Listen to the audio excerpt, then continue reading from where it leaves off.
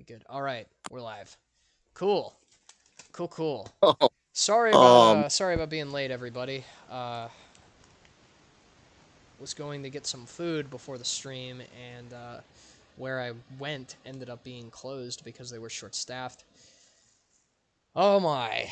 Hey everybody! I am the Shredneck here with the Trash Man as usual. Senor Stomp is probably asleep, and rightfully so, oh, because it's very shit. late in the UK. So he will not be joining us tonight. However, comma, we are here as always.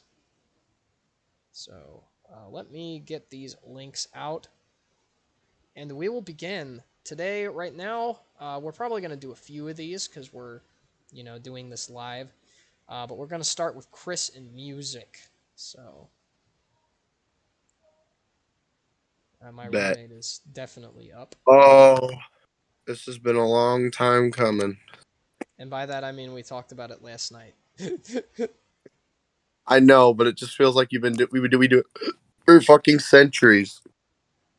Just it feels like it's been centuries since I've done a quickie reading. Yeah, have you ever done one on stream? I have not, but I used to read the quickie every goddamn day, dude.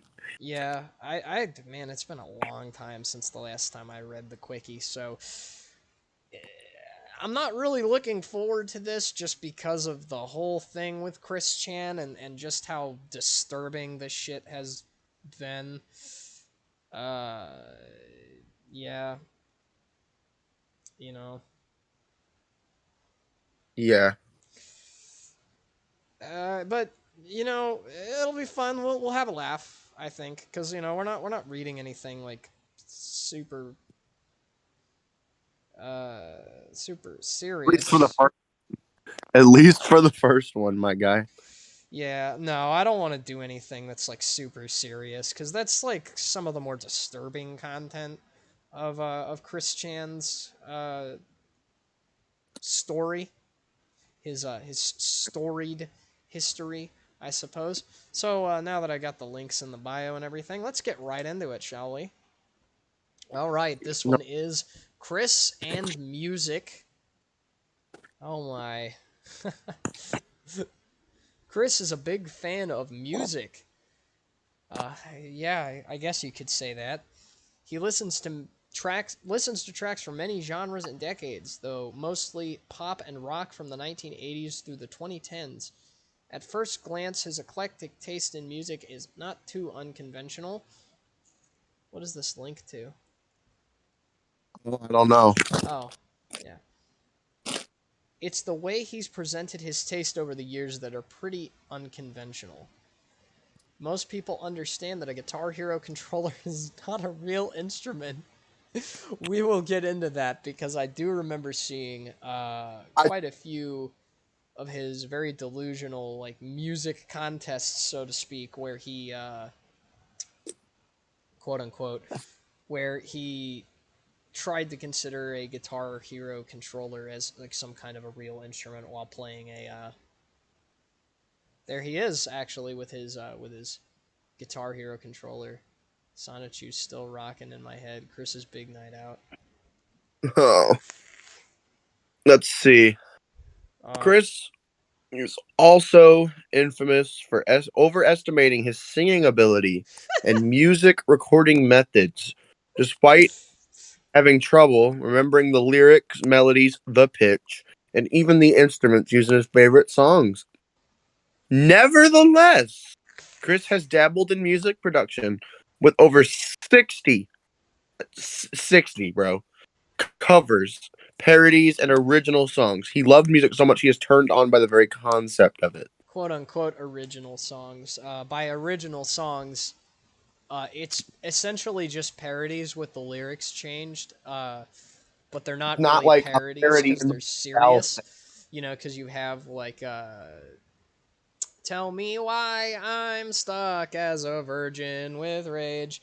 You know, Yeah, uh, I don't wanna hear her say. I I have have a a boyfriend. Oh my god, that's awful. Uh, all right, so musical tastes. Here we go. Chris has often remarked that he likes all popular music. While it's possible he's just giving an answer to appeal cool and easygoing, he really does seem to try to listen to whatever popular opinion tells him is good. Almost every song he on either of his three horrible albums was a top 40 hit in America or another country or otherwise either a deep cut on a successful album, a B-side on a successful single or EP, or songs featured on the soundtracks to hit movies such as Pokemon the first movie, or video games such as Guitar Hero or Rock Band. Oh, Yeah, yeah, all right. yeah. It is worth noting that parts of Chris's taste in music are fairly standard, as his favored genres of rock and pop are mainstream. Chris's interest in multiple genres spanning decades is shared by most people who like music. Fucking normie. It's also common for people to develop an interest in songs from media, including video games, movies, television, as well as what their parents listen to. And Bob's expansive collection of thousands of records from around the world could have influenced Chris in some way, that's a really even if it interesting thing though, because Bob's music, like his interest in music in general, is pretty wide spanning. He even hosted like a thing. a jazz thing, like Yeah, he hosted like a jazz show on a local radio station in Virginia, yeah. in Virginia, and he actually it displayed a lot of knowledge about some pretty obscure jazz musicians and even like the instruments played. So very He was interesting. pretty Bob, cool. yeah, Bob was cool people when it came to music, but um, Chris, it seems, thinks that Guitar Hero is a real form of music. Chris has stated his favorite radio station is Z95.1 WQMZ from Charlottesville, which plays nothing but inoffensive popular songs, specifically from the 1980s to today. You know exactly what every town has that. Everyone, every Every single one. single town has that. That you're likely to hear in a dentist's office. Chris Chan goes into the dentist's office and he's like, damn, this motherfucker's spitting. He just walks in. Yeah, he just hears girls just want to have fun. He's like, I mean, damn, bars, bro. girls do just want to have fun. The station builds its offering. The Today's and station yesterday's hits. Music for women. woman moment. Tom girl. Yep, that's a Chris listens to the John Tesh radio show on this station and once won tickets to a sporting event through a call-in contest. He has left his radio on before during videos as well as a few of his mumble chats for the whole conversation. That meant he both enjoyed the background music and was totally inconsiderate to the other people in the chat. Chris moment. The The only only Oh yeah, they were artist Chris seems to truly idolize is Britney Spears. There is virtually no doubt that this is more because of her beauty than her music. I'm fucking sure. Well, Or for memories of happier that's times. that's debatable. Britney Spears, 6 out of 10. What? I didn't say Not that. even. I Not didn't. I even. didn't. I That's, didn't. that's another debate. That's That's another another fucking debate. That's another debate. I didn't say that. on his date with Emily, he claimed to like Louis Armstrong or Louis Armstrong, whatever, It's uh, Louis. in an effort to look like a sophisticated jazz listener. First of all, you don't say Louis Armstrong to look like a fucking sophisticated jazz listener. Literally Okay, everybody knows. I've seen skies of blue. Everyone knows that song. Everybody fucking knows that song. Come that was a on. band What a grandparents back in the wonderful day. world, dude. That song is fucking sick as shit, dude. I love that song. That song makes That me killer horny. Makes down, me bro. hard. Killer, bro. No, I'm kidding. No, I'm not. Okay. Anyway, in his past downloads on Rhapsody seen below, if Oh, his I past remember. downloads on Rhapsody seen below is any indication, almost everything Chris listens to has been in a Guitar Hero, Rock Band, or Sonic game. This adds on yet more weight to the theory that Chris is spoon-fed pop culture from video games and Family Guy. I mean, Oh based no! Family Man enjoyer, though. As we Based mentioned Family yesterday, Man enjoyer. We did talk about the Family Guy cinematic universe, so. the family Also, man of Family Man of War. Other bands play, Peter Griffin kills. Also, keeping to the theme of liking things that most kids unaware of or are unaware of or would not enjoy, Chris has twice referenced Billy Joel's upbeat 1985 track "You're Only Human, Second Wind," a dated but memorable reggae pop song written specifically to stop teenagers from killing themselves. You know, God. uh, yeah. To date, Chris has referenced the song in a YouTube video where he says relieving yourself from stress isn't a big deal. I'm assuming that means masturbating or watching Or, porn. or is his case mass debating? Mass debating, yeah. And again, when asked by a fan if he'd ever had thoughts of suicide, Chris replied with utterly no elaboration at all that he had a lot to live for and told a fan to go listen to the song. And told said fan. Okay, and now we get to the meat and potatoes. Oh, yeah. Here, Chris has expressed a fondness for the insane clown posse. Chris Juggalo confirmed, releasing 2 videos in which he paints his face and talks about being a juggalo. Pop out the fucking Fago. Let's go. All Since right, let's fans, go. since fans at ICP tend to be stereotyped as idiotic, out of shape, white trash jerk asses. Well, that's not a stereotype, okay? No, But no, it's not. yeah, And uh, who Chris believe is no themselves to be exception. outcast in society. It's It is easy to understand why becoming a juggalo would appeal to Chris. I like heavy metal music. I do not like heavy metal music. Hardly a real beat or tune, and the lyrics are incoherent. Chris's Sure, pal. incoherent words about the incoherency of heavy metal. That's something else we got to talk about, I guess, because we do heavy metal here. What the fuck is he talking about?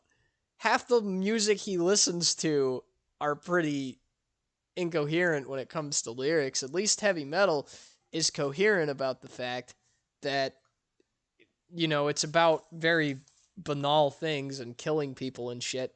Uh, what the fuck are half of today's pop songs about? They're all about the same shit.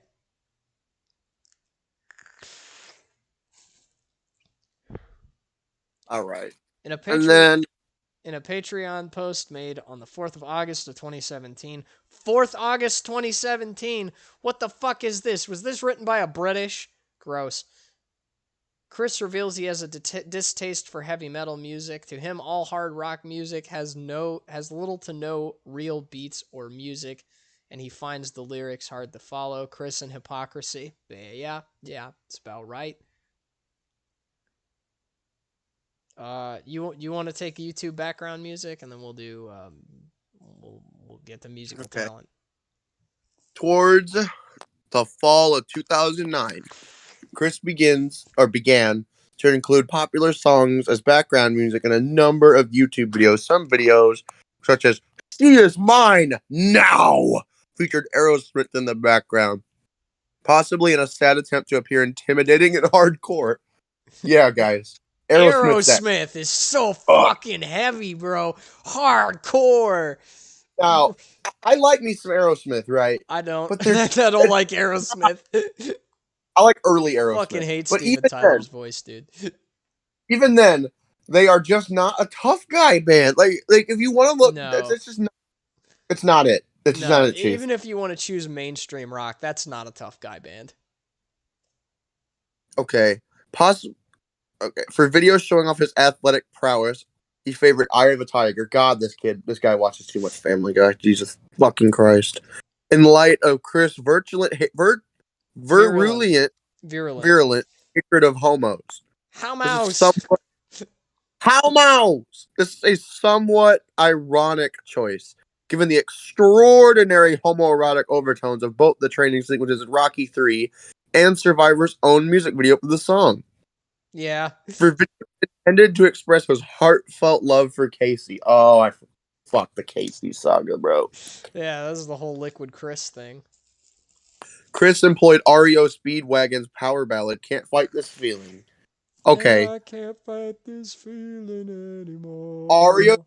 is a good band. Yeah, they are. I like REO. Not bad. Really, really, bruh? Really? The third time he announced he's leaving from the internet should have been the fucking final time. Yeah. He chose Colby Who? Kalat, Fallen for You as background music. Although this most likely was just him leaving the radio on in the background. He looped Katy Perry's 2010 single California Girls in his official makeup tutorial. He did a makeup tutorial. That's one I kind of don't know about, so we'll do that. That's news. That's news to me. Yeah. In his videos made in 2014, Chris took to playing sappy 1950s orchestral music in the background. This appears to be an attempt to garner sympathy given his recent difficulties in life.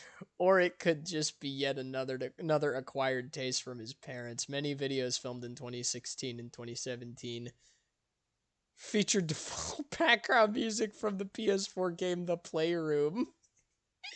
Oh my god. Of all the games. Of all the games. I've never even heard of The Playroom. What is it? I thought it was like one of the default ass games for the PlayStation. It's like the Wii Sports of PlayStation. Probably. Okay. The common theme is a slow looping electronic piece with beeping square wave synths and mellow synth pads. YouTube commentators have branded this tune the Financial Crisis theme. It even made an appearance in Q&A No More, where the soft feel is juxtaposed with Chris's trademark rage. Ah, yes, the virgin rage. Even after he lost everything about my house off the internet. even after he lost his virginity, he still has virgin rage, bro. Yeah, well, he'll always be a virgin with rage after all. Chris I mean, is the dude is just unfuckable. He can't get bitches, no matter what. I swear, no matter what. He's doomed to eternity with this. musical talent. All right, here we go. Songwriting. A glimpse at Chris's songwriting process. It seems like he knows very rudimentary rhyme schemes for starters. He doesn't seem to branch out his rhyme schemes very much. That's the first thing I can note here. No soft rhyming, anything like that. Just very, very basic rhymes. And as a lyricist myself, I can definitely attest that soft rhymes can come in quite in handy when you're doing stuff like that. So, Sure. most of Chris's songwriting output has been him singing his original lyrics over copyrighted songs. He doesn't consider his songs to be parodies, but rather serious compositions that happen to share tunes with popular songs. Yeah, okay, Chris. That's not what that is. You're literally he doesn't even take the vocals out of the songs he sings over. He just sings louder than the vocals, but okay. That is a based technique, if I do say so myself. Yeah. Writing a good parody also requires a good grasp on lyricism, which Chris doesn't really seem to have. If anything, Chris's music is plunderphonics, a controversial genre built around sampling and altering existing recordings. I've never even heard of this. Plunderphonics? What the fuck is that? Okay. So Chris's lyrics tend to be autobiographical. His 2003 album showed insight into Chris's loneliness and thought processes. He also Okay, but included most of what Chris does is autobiographical. Like Sonichu is autobiographical. His songs are autobiographical. Pretty much everything he does, even the fucking Little Big Planet levels that he makes, are all autobiographical. They're all about him. So, he also included several Sonichu anthems on the album. And he attempted Spanish music with La Cocina en la Casa de Casanova, not knowing that Casanova was Italian. Jesus. it's Fuck. of course. That is Italian. Okay? Like, bro. Well, the thing And is, right? Chris has the mind of a child. So he hears Casanova. He's like, "Oh, that's a Spanish sounding word. It's Spanish." right. Anyway, the album was fairly eclectic in lyrical topics and musical feel. Though most of the tunes were either pop songs taken from the late 90s, the worst time, or were Yeah, songs used in Sonic the Hedgehog media. the worst series. I feel like it's one of the worst series solely because of him. That's because 90% of the Sonic fan base is exactly like Chris Chan, to be fair. Like, let's be honest. 90% of Sonic fans are not much better than Chris Chan. True. Like, it's a really sad state of affairs when you look at the Sonic fan base and you're like, oh, half of you guys are just making porn of cartoon animals, but you claim not to be furries. Okay, yeah, that makes sense. Chris's second album took songs from even more genres and included a lot of 70s and 80s music. However, his lyrical focus got narrower, and he wrote nearly all the songs about Ivy. Ugh. His third and most recent attempt at an album follows a similar pattern, taking songs from the 80s and 90s of various genres, including pop punk, country, punk, and what the fuck is high energy? I have no idea. Ivy, man, he was creepy as fuck during that period, right? Do you remember this shit where he was, "Hi, Ivy." Oh, God, oh god. Doesn't it make you want to doesn't it make you just doesn't it make your skin crawl when you hear that? And like, "Hi, Ivy." Oh, yeah. it's so creepy. God, the video is awful too. Oh All my right. god. Notably, Chris does not make any major changes to the lyrical content of these songs, only changing words that could imply he was gay. Oh, Back in the day when Chris was just so dead set on proving how straight he was. remember whenever he said that Axe body spray cannot be used by the gay. Oh yeah, I do remember that. I do remember that. Oh, that was Because it was golden. like Chris was just so dead set on going full out. I have a story I want to share, right? Where I knew this guy, right? He was raised in a very sheltered Mormon home and was autistic. Now, keep in mind, this guy was pretty close, not pretty close. He's nearly 30. So he was close to Chris's age in like the peak of Chris, right? And he Right. said something that I swear to God sounded like something Chris would say, right? He comes up to me, comes up to us where we just played D&D, and he goes, "I think Hitler had a really good idea, you know. We could just put like gay people into camps and teach them how not to be gay." And we all just looked at him and went, Do you know how awful that all of that just sounded? It was really bad. Oh man, keep it going. Keep it Yeah, going. yeah, yeah. Notably, yeah, okay. Chris's lyrics don't always fit the mood or context of the song. A good songwriter uses lyrics that reflect the music and paint an emotional picture. If they do use lyrical dissonance, it's intentional or for ironic effect. Chris, however, seems to not care either way. Consider his second biggest hit, AUTISM. Hell yeah! The original Useless. song, Oh, yeah, the original song Larger Than Life has an upbeat vibe.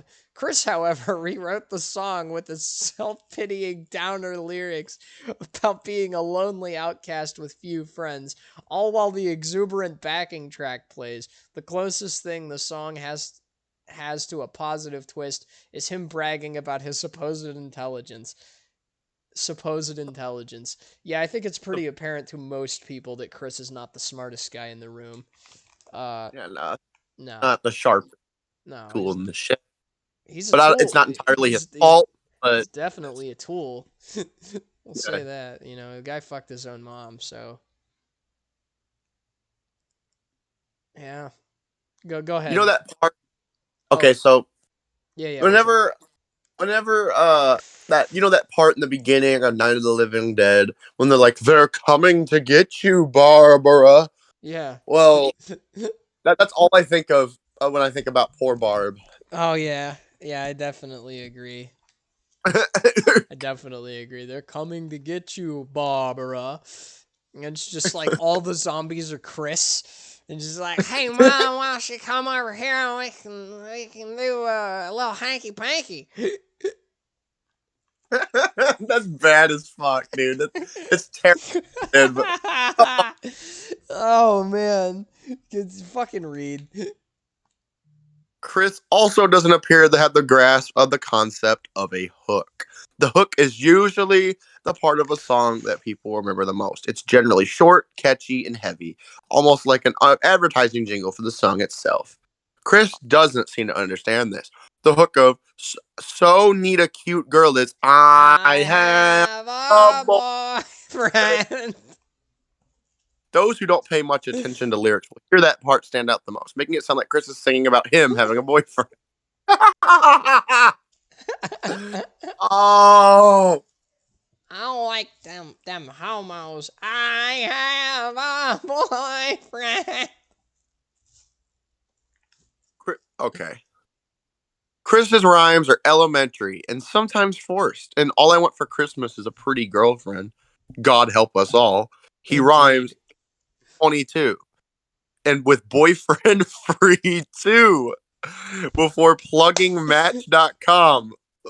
Yo, if there are any boyfriend free girls out there in the chat though, yo, hit me up. You know what I'm saying? Gotta be boyfriend free, 18 to 22. I don't remember what Chris's list was, but everything on Chris's list, absolutely agree.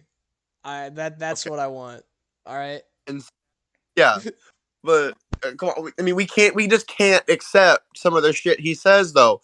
Like, remember that image that someone drew of Chris, and he has girlfriend auditions, and then there's a little bitty sign at the bottom, and it It says says no no darky. darkies. That's right. That's Yeah. terrible, but like And it's accurate. he That's thought Chris. he really liked the image too, I think, if I remember Yeah, correctly. He actually thought it was like he like didn't we realize it was obviously like a goof don't. on him, but he was like he was But so proud of it. It was like I got we real don't fan art. It's like, bro, they're like making fun of you. no, bro. Like we don't condone that shit, obviously, but like it's accurate. It's a It's very accurate totally statement accurate. about Chris. Anyway, Yeah, go ahead.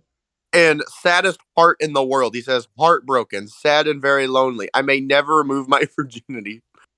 In addition to rhyming lonely with virginity, he opts to say remove when lose. Would have worked much better and sounded less robotic. Yeah. Chris attempts at figurative language fall flat. And yellow is a mellow color. I don't know why he fucking did that. He pens the truism: traveling without a map is like traveling with no map. It okay. Take. I can't fucking. Oh, go on. Walking without legs is like walking with no legs. Why are we still here? Just to suffer? Every night I feel my leg, and every night I can feel my leg. Metal Gear Solid 3 stream coming soon. Maybe. If I can get a copy of it, I'll do it. Um, I have 4, but you don't got a PS3. yeah, I don't. You have a game. I I have got a I have a Wii that plays GameCube games. about Twin Snakes. Fuck yeah, dude. I'll do that. Um, I got. Let's go. okay. In AUTISM, he sings, "I'm looking at you all and I see a rainbow. Come on." It's not clear what he meant by this. Rainbows are usually used as a symbol of homosexuality, but he could be using it as a workaround metaphor for the autism spectrum, probably, because he's really proud of being autistic. There are very few metaphors in Chris's music that aren't nonsense or cliches, and much of it is quite rigid and literal. Go ahead. I might have to step out for just a second because Where you going, man? My DoorDash should be here in just a second. So All right, bet. Feel Our Love at Play is a case study for all of the above. In this song, Chris transforms a classic 1980s love song into an overly literal monstrosity, in both senses of the word literal. Chris replaces the iconic hook "Take My Breath Away" with a hook that would probably work better as a verse. Feel Our Love at Play is just too literal. Chris also takes out any verse he interprets as negative, replacing them with verses that would have never sent Berlin's original to the top of the charts. I guess Berlin is the band. I'm not really sure. He I replaces believe. waiting, I'm guessing that's still what it means. waiting, still anticipating love with feeling our mutual feels, What? which sounds especially out of place with the 80s vibe. He wasn't even trying to parody Berlin or change the meaning significantly. All he did was change enough words to call it his own. Be right back. In other words, he should have just made Ivy a mixtape. Literally. Like, fuck.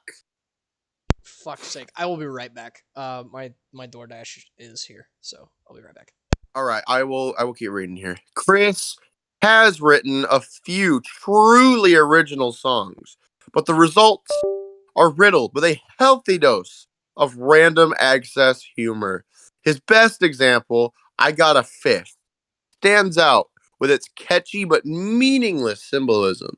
His more recent song, It's Snowing, shifts its tone from soft to aggressive as he sings, snowing is falling, and we're inside at home with eggs for breakfast to make omelets with. His original melodies are quite sing-songy and straddle the boundary between singing and talking. Oh, come on, Shredneck, come back, man. So anyway, how are y'all doing tonight? Fucking, it's boring as hell. Well, it's not boring. I'm just cringing my head off right now. We have been Christorians for. I have been a Christorian for about 8 years now, and it still hurts my soul to read the Cwcki sometimes.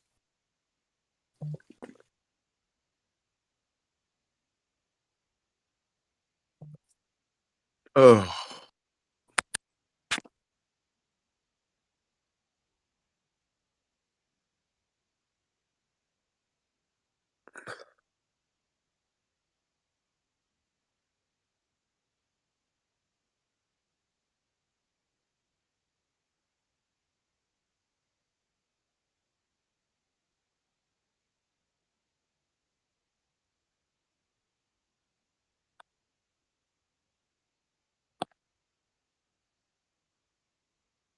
Ugh.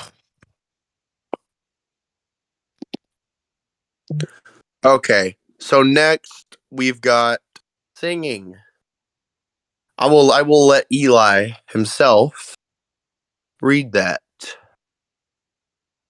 This I don't have the fucking strength to talk about Chris's singing. It's painful to say the least. If you haven't heard it before, um yeah. But if you have, you know exactly what I'm talking about. Hello, I'm back. Got my Subway. You're, I just said that you were going to read the next line. Where are we at? Singing. Oh God. I Speaking know. of the random access humor of Chris's music, do you remember "I Have a Fish"? Yeah, I was just I've talking about. got a fish. Would you like to make a wish? Yeah, yeah. You were okay. So you covered that.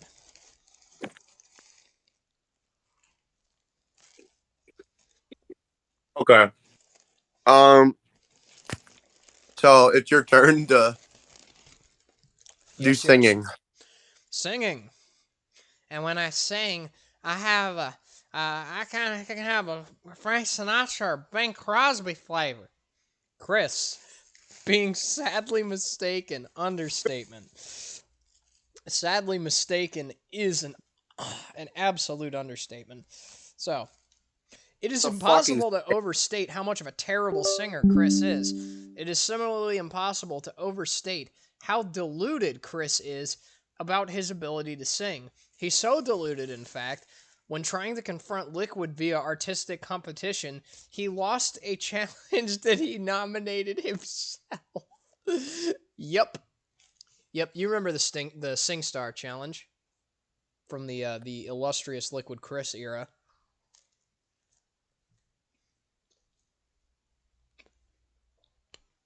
yes. Liquid Chris Uh. let out some absolute bangers, and Chris just like, Yeah. That's because Liquid Chris, can play a actual guitar. yeah, hey, you do not disrespect Chris that way. He's a fucking amazing Guitar Hero controller player, and I will not Chris. tolerate this. Chris. I'm sorry. Don't you mean Ian Brandon Anderson? Very true. Very true. Oh boy. Despite claiming to have it, oh, I can't. No, you gotta. We did this. All right. We did this, and we're committing to it. Despite claiming to have a deep bass voice, Chris's voice is unusually high pitched and often louder than appropriate. He also tends to speak in an odd, emotionless monotone. There's a link to that. I don't know what that is. Let's see here. Hmm. Autism. Yeah, makes sense. Anyway, these issues with his voice become even more obvious when he tries to sing. In both his Christian and the Hedgehog Boys albums, as well as the only album from Roby, Sony, and the Tom Girls, That he makes doesn't way too much sense. he doesn't actually sing so much as desperately yell over the track in an attempt to drown out the actual words. You know, the Chad method. Yeah, As he never bothers to look up karaoke/instrumental only versions of the songs of anything he sings. Why? I don't know. That is painfully obvious when he attempts to sing Sonichu Zip, a song that uses the Japanese theme song to the anime Sonic X, Sonic Drive, I'm gonna be the real with fast you. tempo. I'm gonna be real with you. I'm not a Sonic fan. You can have it on record. I fucking hate Sonic the Hedgehog. If you're a Sonic fan, your favorite game sucks. However, the Japanese Sonic X opening kind of slaps. I'm just saying. The fast tempo and lyrics of Sonic Drive result in Chris rapidly dissolving into screaming gibberish. When he does try to actually vary his voice away from the standard monotone, it becomes very obvious that Chris is almost completely tone deaf. His voice fluctuates in pitch with little to no regard to the background music, and even the original artist he's shouting over. Occasionally, he's barely managed to carry a tune though. If Chris could sing at all, his voice type would be at Steel tenor. least No, no, at best, a spiel tenor used for comical roles, pushing towards countertenor. A, a pitch range octaves above the bass range he claims to have, and the tessitura note range too high for many women. Countertenor, that's an interesting little thing. Geddy Lee is a countertenor. That's Not his range. very many. I can't think of very many countertenors Well, actually. the most notable one I can think of is Geddy Lee. Right. Uh, Very good though. Geddy Lee can actually sing. Chris cannot. As He's evidenced by "I have a boyfriend." He doesn't even the way I love his voice being described right was the way that Geno Samuel described his vocals when he talked about the first Christian and the Hedgehog Boys album. He called them melody-free vocals, melody free vocals. which like pretty goddamn accurate if we're being perfectly honest. It is painfully apparent that the guy has no sense of melody when he sings. Chris also has a lot of trouble with tempo and entries. While the songs he's written usually manage to match the originals in terms of lyrical rhythms, Chris often pushes ahead or pulls back from the tempo of the song. This is sometimes done deliberately by singers and is called rubato. Too many or few words for the rhythm, usually the former, and Chris's tenuous sense of pulse means that once he gets thrown off beat, he struggles to recover, usually in vain. This could probably be avoided if he took the time to practice or revise. But since this entails work, it is flatly out of the equation.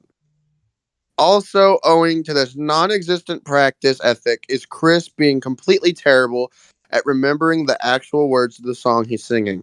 The only part he tends to know is the chorus of the song, likely because the repetition makes it the only part of the song he pays attention to. Between choruses, however, he often forgets the words and improvises lyrics, which invariably consist of mumbled, incoherent nonsense. Fucking, it's kind of weird how he forgets lyrics that he himself wrote. That's what makes me laugh. Is he wrote these fucking songs. He's the one who wrote this shit, and he forgets it. Like All I right. get it, but he could have a lyric sheet in front of him. Oh, Acapella. oh dear. Acapella is a musical technique that entails nothing but the human voice and sometimes body to produce music. In the official video books, Chris will occasionally break out into acapella renditions of what one could only assume is supposed to be Sonichu's theme music. The bizarre freestyle musical interludes drive home exactly how childish Chris is.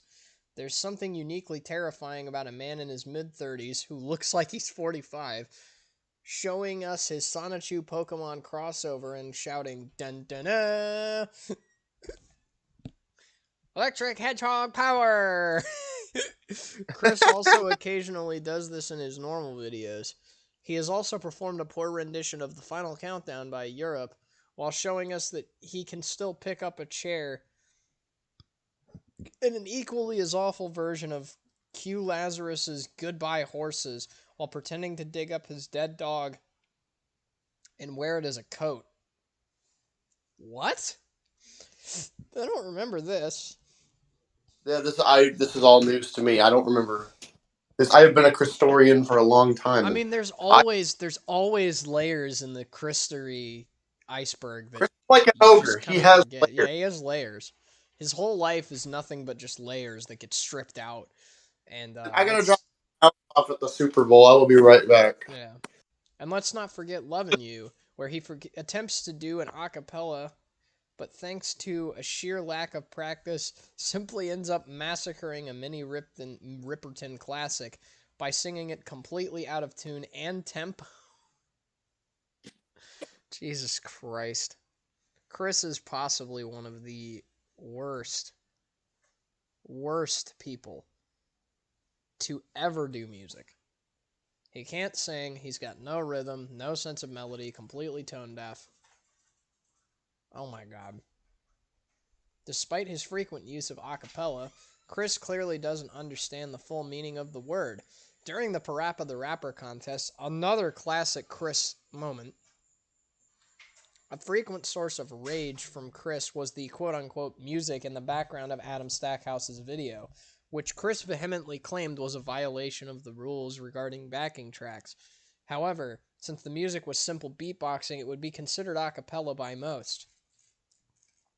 That is painfully sad. You know, the whole Parappa the Rapper contest saga was so fucking like, it was so bad, right? Because you have Chris, who's entering this contest because he thinks that by winning this PSP that Megan's gonna fuck him, and then he like went on to kind of low key threaten Adam Stackhouse because he didn't get to fuck Megan, essentially. It's stupid. All right, rap. With the popularity of artists like Eminem, Macklemore, Post Malone, and Jedi Mind Tricks, plus the odd continued existence of nerdcore, that's like a whole thing I don't want to talk about. White guys rapping on YouTube is not unheard of.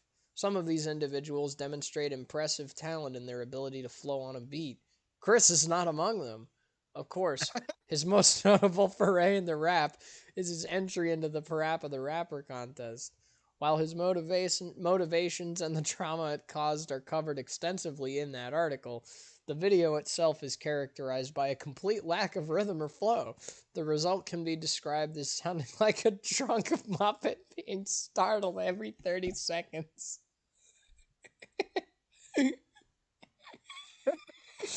That's so good. I love that line. Oh my god. A drunk Muppet being startled every 30 seconds. I'm gonna tap out, Trash Man. I need you to keep reading. I need to catch my breath. Chris slurring words together. Okay. Chris slurring his words together constantly and periodically yelling lyrics for no reason. Oh. Before he starts the song in earnest, Chris does a little bit of freestyling in the beginning. Needless to say, it's not promising. He says, I have a PSP, and she don't. So give me the PSP on Rap the Rapper so I can give one to her. Then we can play together. Chris, almost rhyming. Almost. Almost only counts on horseshoes and hand grenades, my friend. Yeah. Yeah. This, however, was nothing compared to a later foray into the genre. Playing Aerosmith in the background instead of any sort of backbeat, Chris basically just shouts a lot of random short sentences with no regard as to how they flow or even rhyme at all. You just a dang dummy and you still chicken. You're a dang coward. You want to come fight me? Come fight me in person. Come out from behind the camera, you fool. Chris, in big quotations, rapping. I don't think there's quotations big enough. In December 2009, Chris would rap once again to Insane Clown Posse's side project Dark Lotus. As usual, he made no attempt to learn the lyrics and appears to be reading them off a piece of paper to unconvincing effort. During a portion of the video, he simply mumbles to himself, rocking back and forth and fondling his ample breasts, not once, but twice. I mean, they are ample. You know, bigger boobs than my girlfriend. Because I don't have one. He also refers to himself as a Juffalo, a term apparently used by Insane Clown Posse aficionados to describe the non-committal posers who aren't good enough to fully appreciate the world of clown-related glam rap. So apparently this is a much bigger thing that's not just ICP. I always thought that this was just ICP doing this abomination. Yeah, apparently not. But 2 days he prior to wait. this. Can we appreciate the fact that he's like proudly calling himself a poser? Apparently, it's just Yeah, like, when is yeah, it? I'm a poser. What about it? I think we've met a couple of those people in our time at Yeah, Curbstomp. we know a couple. We know a couple of those people. 2 days prior to this, he made another awful freestyle rap. The point of this is unclear. Although he apparently visited a doctor who suggested that he take over-the-counter vitamins, he likens the effects of these vitamins to Viagra and then compares himself to a tiger raping a panther to produce tiger panther cubs.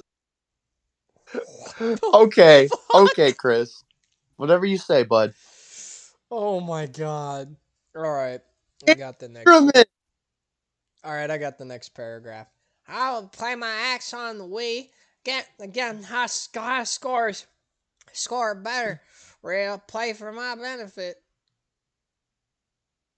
Oh, I thought that was a Chris. It is not a Chris line. No, it's not. Never mind. Blanca acting as a proxy for Chris to espouse his flawed beliefs on music. Crisp, crisp, crisp Chan. Chris He is seems crispy. he is pretty crispy. He's a crusty man. Chris seems to have a very tenuous grasp on what constitutes a musical instrument.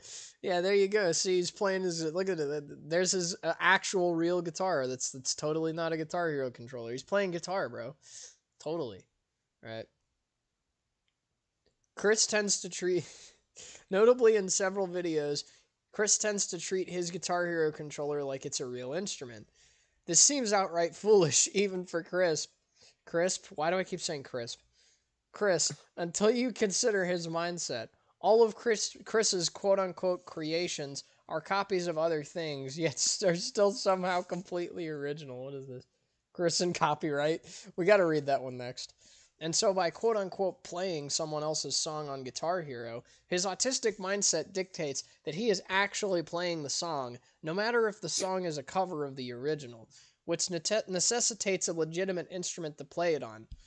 As further proof of his madness, Chris equated Liquid Chris's actual musical skill to him playing Guitar Hero to such a degree that he felt it necessary to outlaw both in the SingStar challenge. God. Go ahead and give this give your Okay. old college I star. I I got the idea of the challenge from him copying me playing Boston's More Than a Feeling on Guitar Hero on his old wood nickel. If he wants to copy on guitar, he may as well be challenged in a sing off. Chris, blowing the minds of guitarists of all talent levels. I mean, Yngwie Malmsteen is shitting his britches right now. I know. Not to mention Stevie Ray Vaughan, God rest his soul. Rest in peace. Fucking Jeff Loomis has nothing on Chris Chan. I'm telling you what. Not even close. Never more Jeff Loomis. Sorry, Jeff. Arch Enemy still sucks. he can't. Okay, that's a separate rant, but Yeah. Michael Clement and Jeff Loomis are great, right? But they're not good enough to save that band. That No, that no fucking one's good enough to save that band. anyway. There's another one. No musical instruments, real or Guitar Hero, rock band, rock revolution, etc., is to be visible in any video. Chris, inspiring the hatred of people who like music everywhere. Chris has attempted actual guitar playing after Kim Wilson suggested it, but he didn't stick with it. He demoed a guitar at Best Buy, strumming randomly on the strings. Chris believed his random open string strumming sounded good.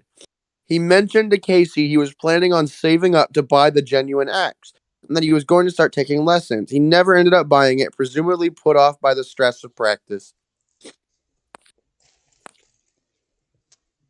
Stress is Oh, almost always Chris's cop out, I've noticed. You know, everyone gets stressed, but when it comes to talking about stress, Chris almost always uses stress when he's trying to cop out of something. That's it's always that. It's always a cop out. literally. Chris and tone deafness. Here we go. It is telling that Chris does not only does Chris lack a sense of pitch, but with melodies in general, in singing, but with melodies in general. This is evidenced in the wedding anniversary special, where he claims to be playing the original theme to Sonic the Hedgehog, but ends up with some wildly unrecognizable tune that only vaguely resembles the Sonic theme rhythmically. Chris sequenced the tune on a fairly simple piano roll, meaning his performance abilities are relevant. This proves beyond a shadow of a doubt that Chris is actually tone deaf instead of simply lacking vocal skills. Some think it's a symptom of autism, as subtleties in tone and intonation indicating emotional and social cues are beyond his grasp, which in turn would affect his recognition of pitch changes in music. However, something isn't right. In fact, autistic people are more likely to have perfect pitch than non-autistics, an ability shared with Mozart, Michael Jackson, Mariah Carey, Charlie Puth, and others. So if plenty of fellow autistics have this otherwise rare musical gift, so why did Chris end up with the opposite? Right. The autism papers provide a great clue. Chris lost some of his high frequency hearing in early childhood. You know what? Maybe that is the cause here. This could also explain why Chris seems to mix up different instruments. He was playing his guitar of Fail and Holding Out for a Hero, but his frenetic fingerings more closely match the piano and synth parts of the song, not the long guitar chords. Okay, now we got recording method and equipment. Oh dear, here we go. Chris's idea of accompaniment is putting the original song playing on the background using his PlayStation 3 and the near $1,000 Sony LCD HD TV. And the most expensive speakers his tugboat could tug. Let's elaborate on the tugboat here. Mm-hmm. What is the tugboat again? I forget. The monthly tugboat is Chris's disability payments. There's a reason he calls it the tugboat. It was like something along the lines of like ocean liners sailed in. I don't exactly remember the quote that he based it on, but he said like a tugboat is more reliable and comes in more often than an ocean liner, so he started calling the disability payments he would get his monthly tugboat. Okay. And the most expensive speakers his tugboat could tug in while he sings with his unique voice. The singing, of course, is dutifully recorded with either the long suffering PSI camera or a cheap desktop mic. The implications are staggering. There's always a huge quality loss when music is played on speaker and then re-recorded from a distance, even with high fidelity equipment. The acoustics of the room distorts the sound, and the air itself blocks low and high frequencies, leaving you with only a muffled fraction of the original sound. Chris, of course, believes that everything he does is perfect on the first try and never has to be redone, Because he's just like his delusional. art. Professionals generally only record speakers when they belong to guitar amps, since tasteful distortion is often desirable in rock. The original lyric Tasteful, like the tasteful distortion of a grindcore song or a sludge metal or a song. sludge metal song where you can barely hear whatever the fuck is going on. Well, I mean, not every sludge metal band is like that. I mean, Crowbar has a pretty crisp, clean. They're pretty Oh yeah, clean yeah. for a. But But grindcore, that whole thing goes out the window. I mean, Tasteful does not describe grindcore at all, you get and stuff that's like why I love it. you get stuff like I Hate God and Grief and stuff like that, and it's much more raw and primal sounding. Punky, yeah, exactly. But Like you got your clean stuff like Crowbar, but then you got that. then you got That's then you kind got like your top shelf like aged wine sludge metal. of like The original lyrics are almost always still on the song. At least on one occasion, Chris screwed up harder than this. He got a cover of Never Gonna Give You Up from Family Guy, clobbered by dialogue and other sounds. While lyrics often can't always be removed from a mixed song entirely, it's at least worth a shot trying lyrics removal software. Or it might pay to look for an instrumental version or cover, or the song stem files. Even a MIDI version is still preferable and would probably hold up better copyright wise. When you have one go and one microphone to record everything, there's no way to correct the errors if you flub anything. The result is obviously perfect, though who are we kidding? Chris takes no care when What it is the comes to mic. Go link? Oh, it's a Simpsons article. I didn't know there was like a whole article on the Simpsons here. Chris is a Simpson enjoyer. A Simpson, like dough, as in like the Simpsons. Homer I know. dough. I mean, I know what I'm talking. I know what you're talking I thought about. you I mean, said Simps enjoyer. He did have a I, couple Simps. He had Jacob the Sockness, Simp. America's lovable yellow family, the the family Simp. simp. Yeah, the family simp. Chris takes no. Oh wait, no. We screwy set up from others. One might assume, for example, that Hold the on, I think brown the stripe. stream just went down. It just disconnected, but now it's saying reconnected. Okay, I guess the stream kept Anyway, going anyway. Chris also demands. Okay, I'm not going to reread that. First, that the brown striped one with actual musical talent, would have more technical know-how on how to record music properly. But the SingStar challenge was done on Chris's strange terms. Recording in one take with one microphone was obsolete as soon as phonographs became electric. Absolutely true. But Now we Chris got doesn't know his that. Business. On 2nd February 2015, Chris revealed he drew the artwork to the album Negative by L'Eclipse New. L'Eclipse New is an obscure harsh noise act whose music largely consists of ear-piercing screeches and low rumbling sound. Quite inaccessible for our Britney Spears loving hero. Chris gave a brief review of the album, claiming it reminded him of Pinkie Pie playing a theremin. It's always fucking My Little Pony or some other stupid shit with Chris. That's the fucking always problem here, right? Always some kind of pop culture reference, and it's never something cool, it's never something interesting. It's just some shit like My Little Pony or some other fucking stupid shit. Anyway, and stating that he could sense the emotions and depressions expressed behind the music. Chris has almost certainly not listened to the album. oh dear. Oh. The cover booklet and the special edition physical release of the album reveals that the entire album was focused around the cruddy picture Chris had drawn for them, along with a description of the piece. As stated here, I have seen into the torment of the deceased woman. She may have had a life's career if posing nude for art. Yeah, art. As well as offering herself to the numerous artists. Take from that what you will. There's a link to that. And now she haunts the number of artists and photographers who really did her wrong in life. Dan states in the booklet that the sounds herein were created in order to illustrate that story. This album is a soundtrack to Christian's art. Therein, the whole album and every sound in it is entirely inspired by Chris's art. Ah!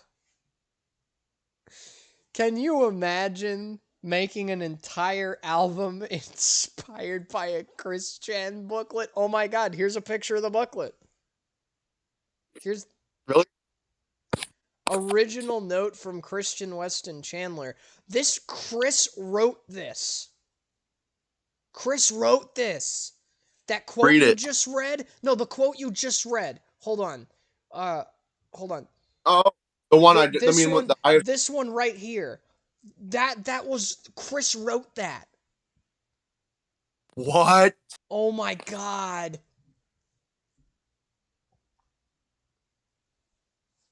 Oh my Damn. god.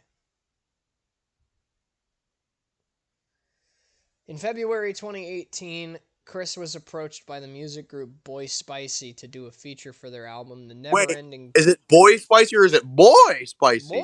Boy Spicy, there we go. For their album Never Ending Trip to Boy Town, USA.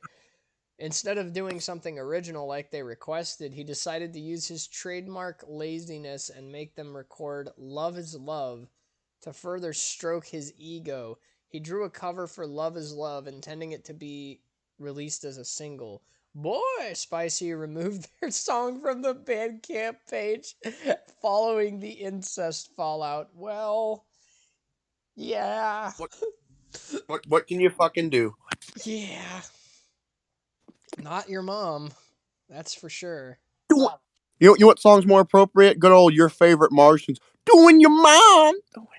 Except it's more of, doing my mom, doing my mom.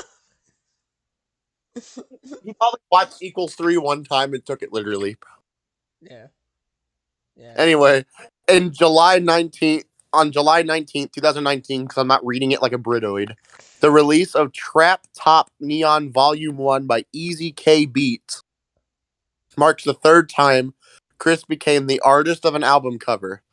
Chris simply redrew the cover art from the Internet Dream Lounge, of which Easy K Beats was the co-host, drawing himself into the scene in a show of his ego.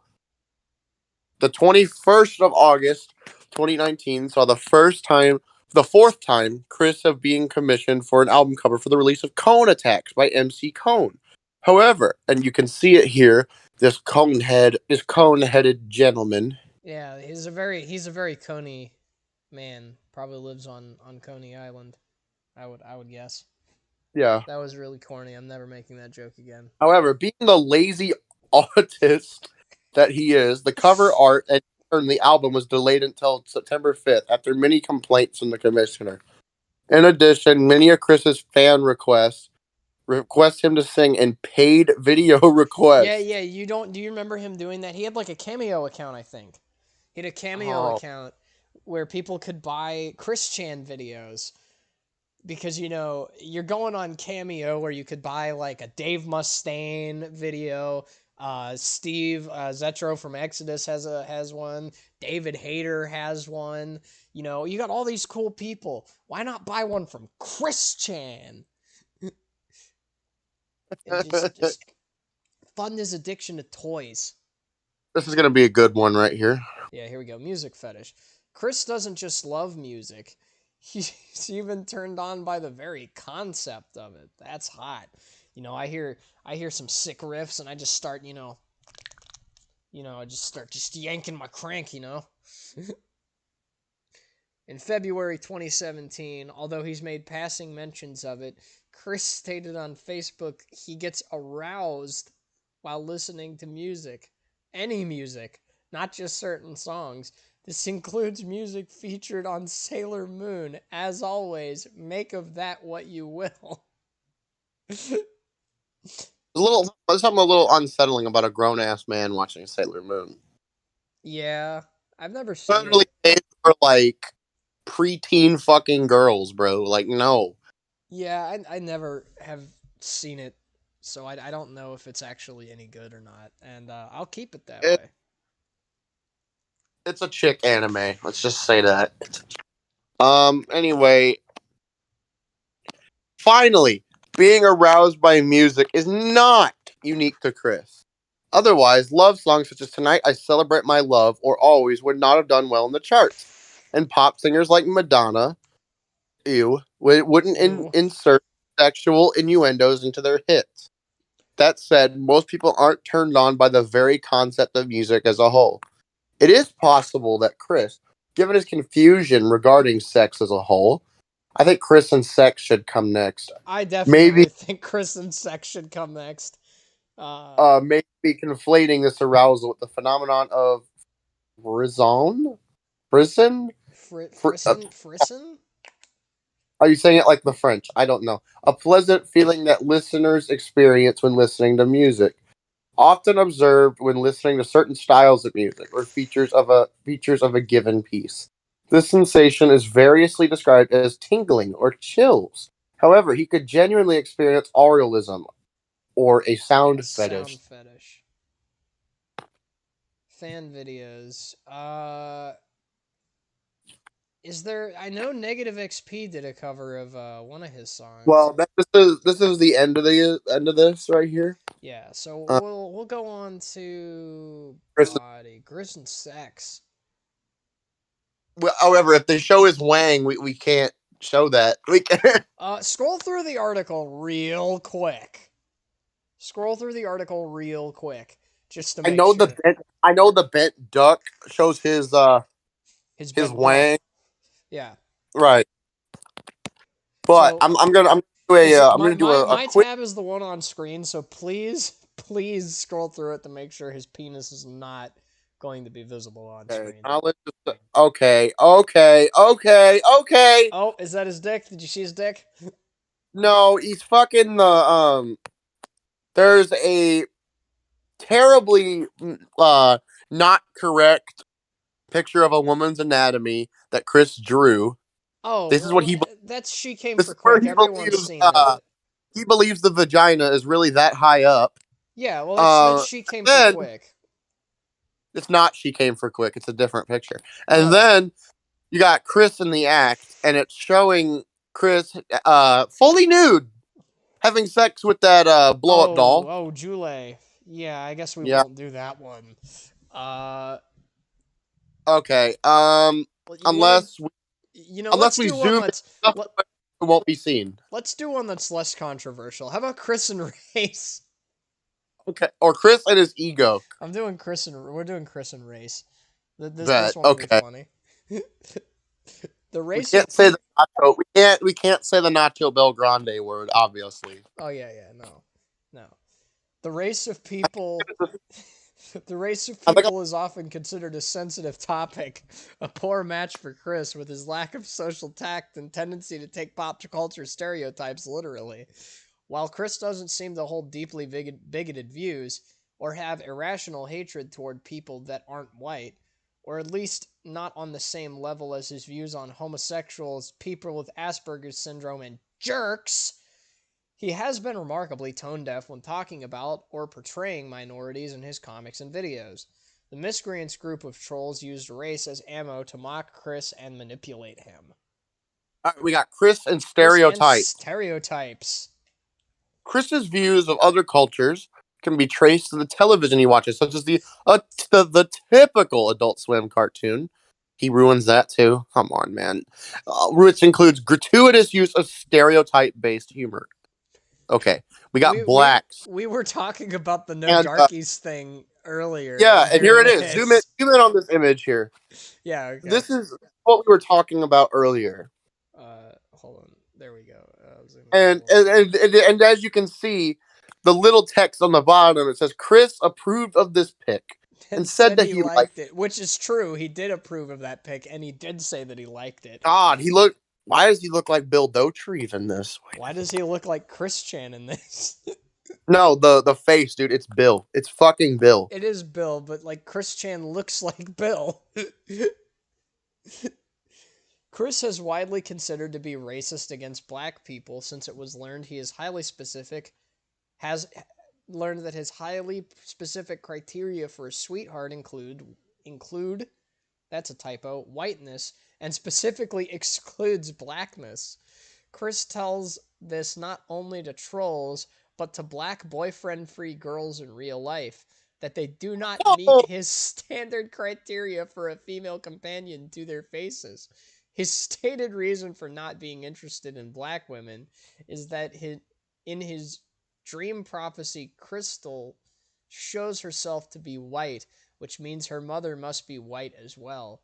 Trolls quickly coined the phrase no darkies as a quick summary of Chris's criteria for a boyfriend free girl, much to his chagrin. Even though he previously approved of a notable piece of fan art which included the phrase prominently, this is essentially accurate. For example, on Chris's profile at the Hook Cafe, he says, smokers, overweights, blacks, and liars need not apply. God damn. God damn, Chris. That's he's going hard in the paint, my man. Holy shit. No blacks. You, like, Holy you shit, don't do Chris. that. Just don't fucking do that, Holy bro. shit, Chris. Like, save some pussy for the rest of I'm us. telling you, I'm telling you. You know, there's enough pussy to go around there, Chris. Not, That's why not he's for pushed him. all the blacks to the side so he can get all the other pussy and we can have them.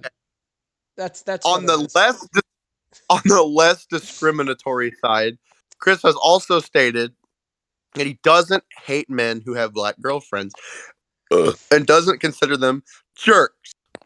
So Chris may think it'll increase his chances of finding a white boyfriend-free girl.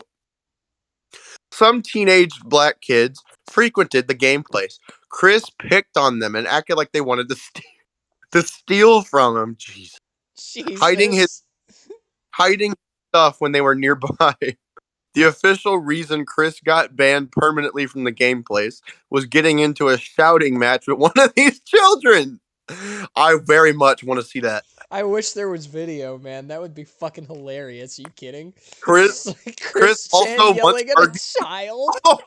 Oh, I remember this. This is funny. Chris also once argued with a huge black guy named TJ while playing Yu-Gi-Oh! When they started talking about how Chris would never get laid, Chris yelled, "I'm gonna smack your effing face down!" As TJ stood up like he was gonna beat Chris's ass. Chris shrunk and whimpered, "I mean your face down, monster." He does an impression of the stereotypical black accent, which he apparently confuses with the Jamaican accent. Okay. In Mumble 4, when Chris talked on the phone to Jackie's boyfriend Lars, he tried to bridge the gap between their different races by speaking in Ebonics. No! Oh yeah. No, I remember that. Including referring to himself as a Nacho Belgrande. Although not as, A okay. Nacho Belgrandeo. And making statements like, "I enjoy the TV shows I get from the black From man," the black including man. the Jeffersons and No. Bill Cosby and Sanford and Son. Son. Jesus Christ, I've never seen someone be more accidentally racist than Chris. Like, dude! He's ticked all the fucking boxes. it's like next you're gonna tell me he accidentally watched Birth of a Nation.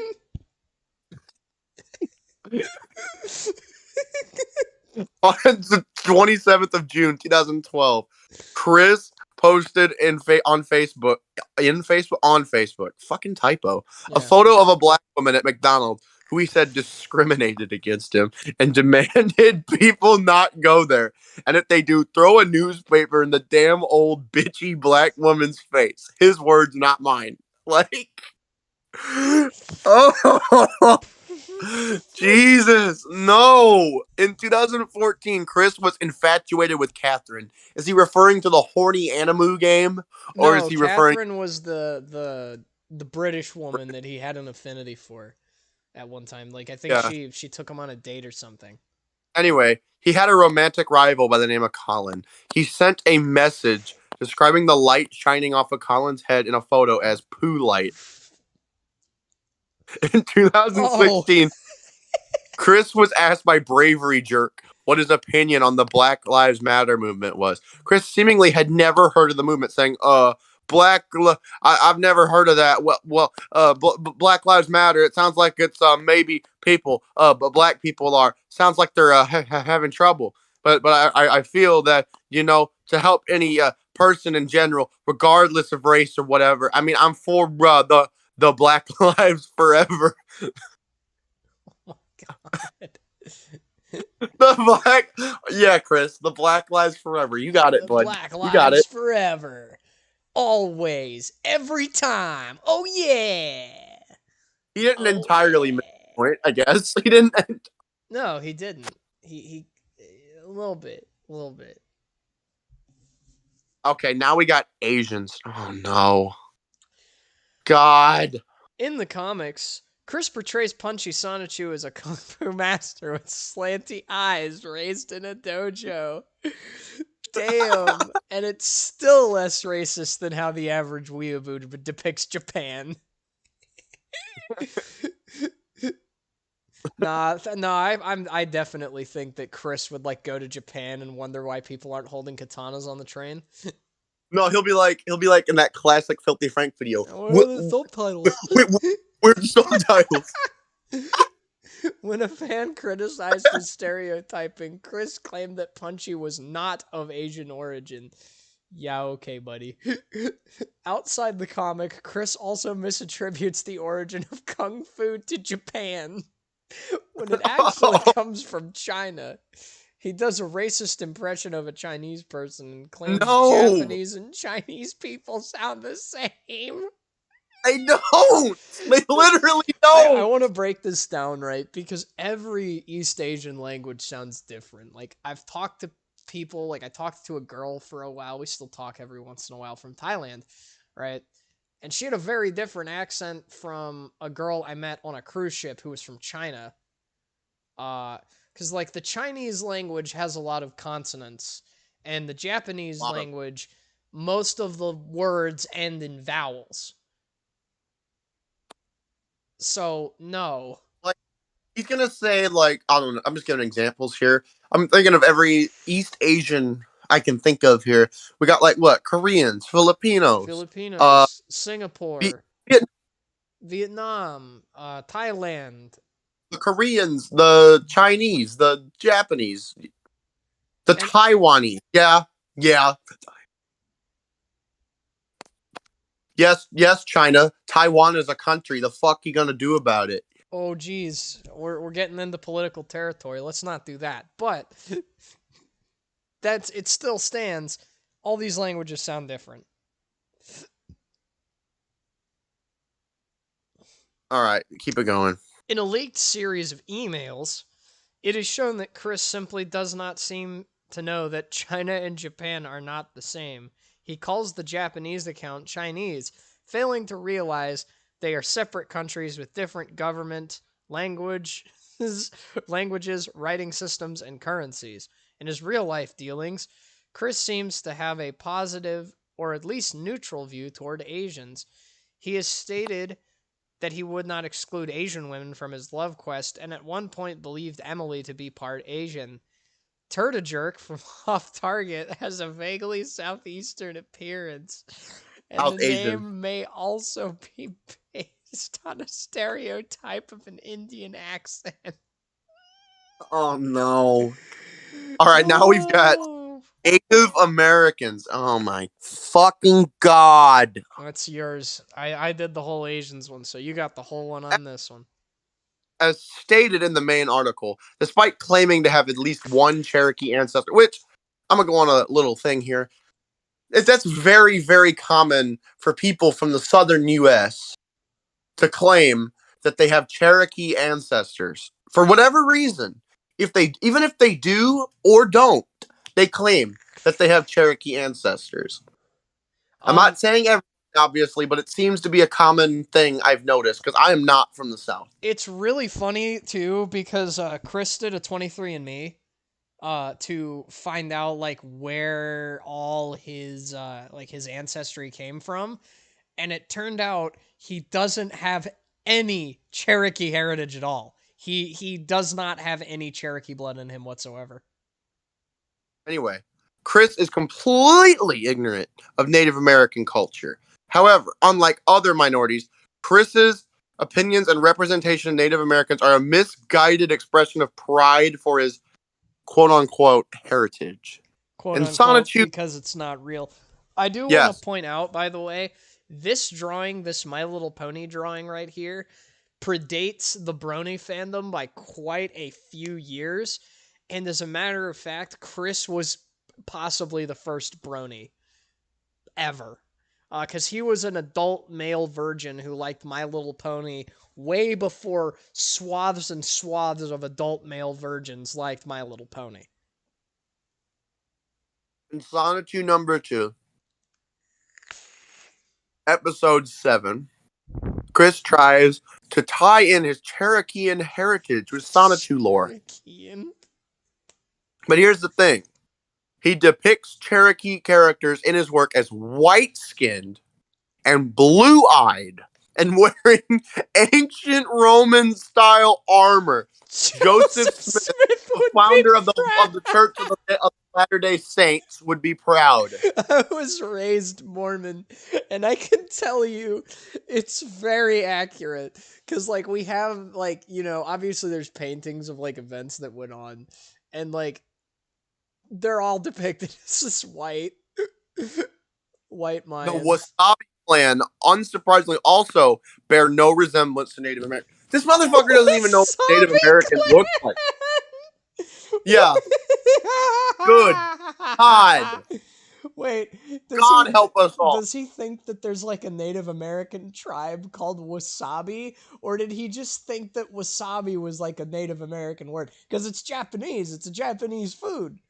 It's like a little spice or some shit. Yeah. I've had it before. It sucks. I hate it. I like it.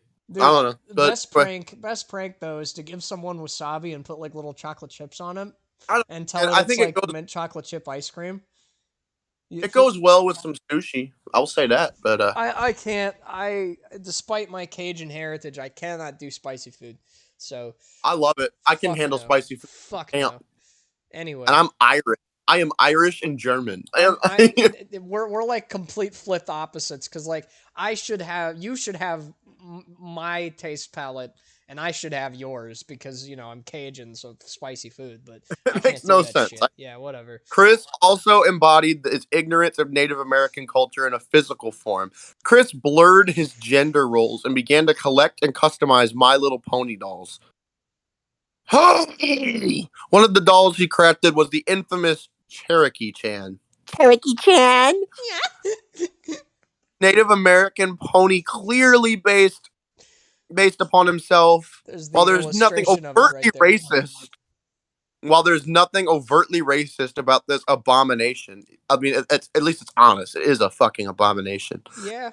It is probably not how Native Americans want to be represented. I don't think anybody wants to be represented by Chris Chan. In the end, Cherokee Chan is just another Mary Sue for Chris and pales in comparison to his most infamous portrayal of Native Americans. Chris attempted to emulate what he perceives as Native American culture in a war paint video. In this video, Chris wears water washable paint and a muscle bra and wields a plastic gun in an attempt to frighten trolls into submission. True Cherokee historically wore breechcloths and leggings most of the time prior to adopting modern styles, and there is little evidence to suggest they owned muscle bras. They also notably did not go to war with toy guns, but instead with bows and arrows, which Chris lacks the strength to use. I want to show the war paint video before we move forward, because I feel like the audience deserves to see it. They do. So calling all trolls! Calling all trolls! Look at him. We are at war! This is war! I will not stand idly by while you take heed and curse my friends and my family. For you have dishonored me. And I will not stand for it. I will not stand for it. As I stand upon my native Cherokee heritage, which he I will hunt you down, you damn dirty trolls. Damn dirty trolls. Yeah, this is because war. The Cherokee totally wore white shirts. I know. Is that the Megatron pistol? Like and bring yourselves unto me. I will hunt you down and really smite thee. Is that the fucking Megatron pistol? You have been warned with the Cherokee ancestry. Oh, the fuck noise he made. That no. A Cherokee ancestry. I'm not Native American in any shape or form. And I'm offended by it. Now, I have not a drop of native blood in me, and I'm offended. Like, okay. Now, apparently somewhere on my dad's side of the family, way, way, way down the line, we were told there was a black Blackfoot Indian. Now we were not related, but we've had plenty of interactions, not bad interactions, like peaceful. Like my great great grandfather actually apparently allowed these Blackfoot natives, that was their tribe, to live on his land, no conflict. Oh, interesting. Literally invited them in his house and like made and had feasts with them. Apparently, Oh wow. like they book about this, but I don't know if it's true because my great great grandfather's one of my great great grandfathers has been dead for over 100 years. Well, But I don't know. I just thought it was interesting. all right, all right. Oh boy, Jews. I hope the God will forgive you for being so heartless and cruel, Michael Snyder. Jew. I guarantee you. Okay, I guarantee you that Chris gets all of his opinion on Jews by watching South Park and Family Guy. I bet $1 billion. Oh, they actually mentioned, it looks like they mentioned Cartman, so we'll get there. Chris, demonstrating his boundless empathy for religious minorities. Near the beginning... These captions are fucking killing me, bro. I know, killing me. I know. Near the beginning of Chris's unsuccessful attempt in April 2010 to be unbanned from the game place, he casually pointed out Michael Snyder was probably Jewish, using his last name as a point of reference. Snyder is a common Dutch surname meaning Taylor. It happens to be similar to the German name Schneider, which is sometimes used by Jews. After failing to convince Snyder to lift the ban, Chris angrily called him Jew and bolted out of the store. In a later video, Chris appears to restrain himself from calling Snyder a greedy Jew. In an email to Katie Bay, he refers to Snyder as a son of a bitch Jew and a pig-headed stubborn Jew. This is probably more so a misguided attempt to mimic Eric Cartman than the result of any deep-seated anti-Semitism. Chris finally apologized for insulting Michael on the 31st of March 2018 after a 23andMe test showed that he himself had 0.1% Ashkenazi Jewish ancestry. He characterized this as a surprise. As of 2020, his 23andMe results no longer include Jewish ancestry. Okay, now I guess you guys are dumping the Hispanic section on me. Yep. Now, this one's gonna hurt. Okay. Yeah, we were just in from Mexico. We talked about that last night on stream. yeah, don't drink the water. Yeah, don't Anyway, drink the water. I'll be right back. I'm aside gonna get some water. from his rather tenuous grasp on the Spanish language, which is an embarrassment to the Spanish language, by the way. Spanish is a wonderful language, and I know a little bit, and I would love to learn more, and I'm actually learning it. But I can tell you right now what Chris is doing. When Chris speaks Spanish, it's the worst fucking Spanish you'll ever hear. I promise. Chris has created a somewhat racist character in the form of Espinolic.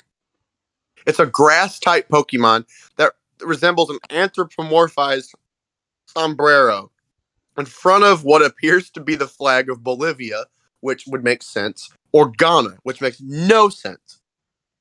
Okay,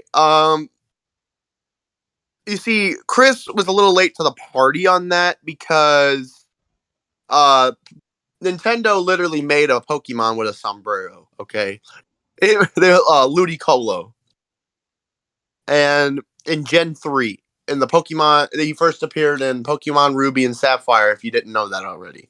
But anyway, it appears to be the flag of Bolivia or Ghana, and its main attack is confusing its enemies with its strange language. Jesus. Its evolved form, Vegaton, has an attack called Spanish Fly, which puts its enemies to sleep.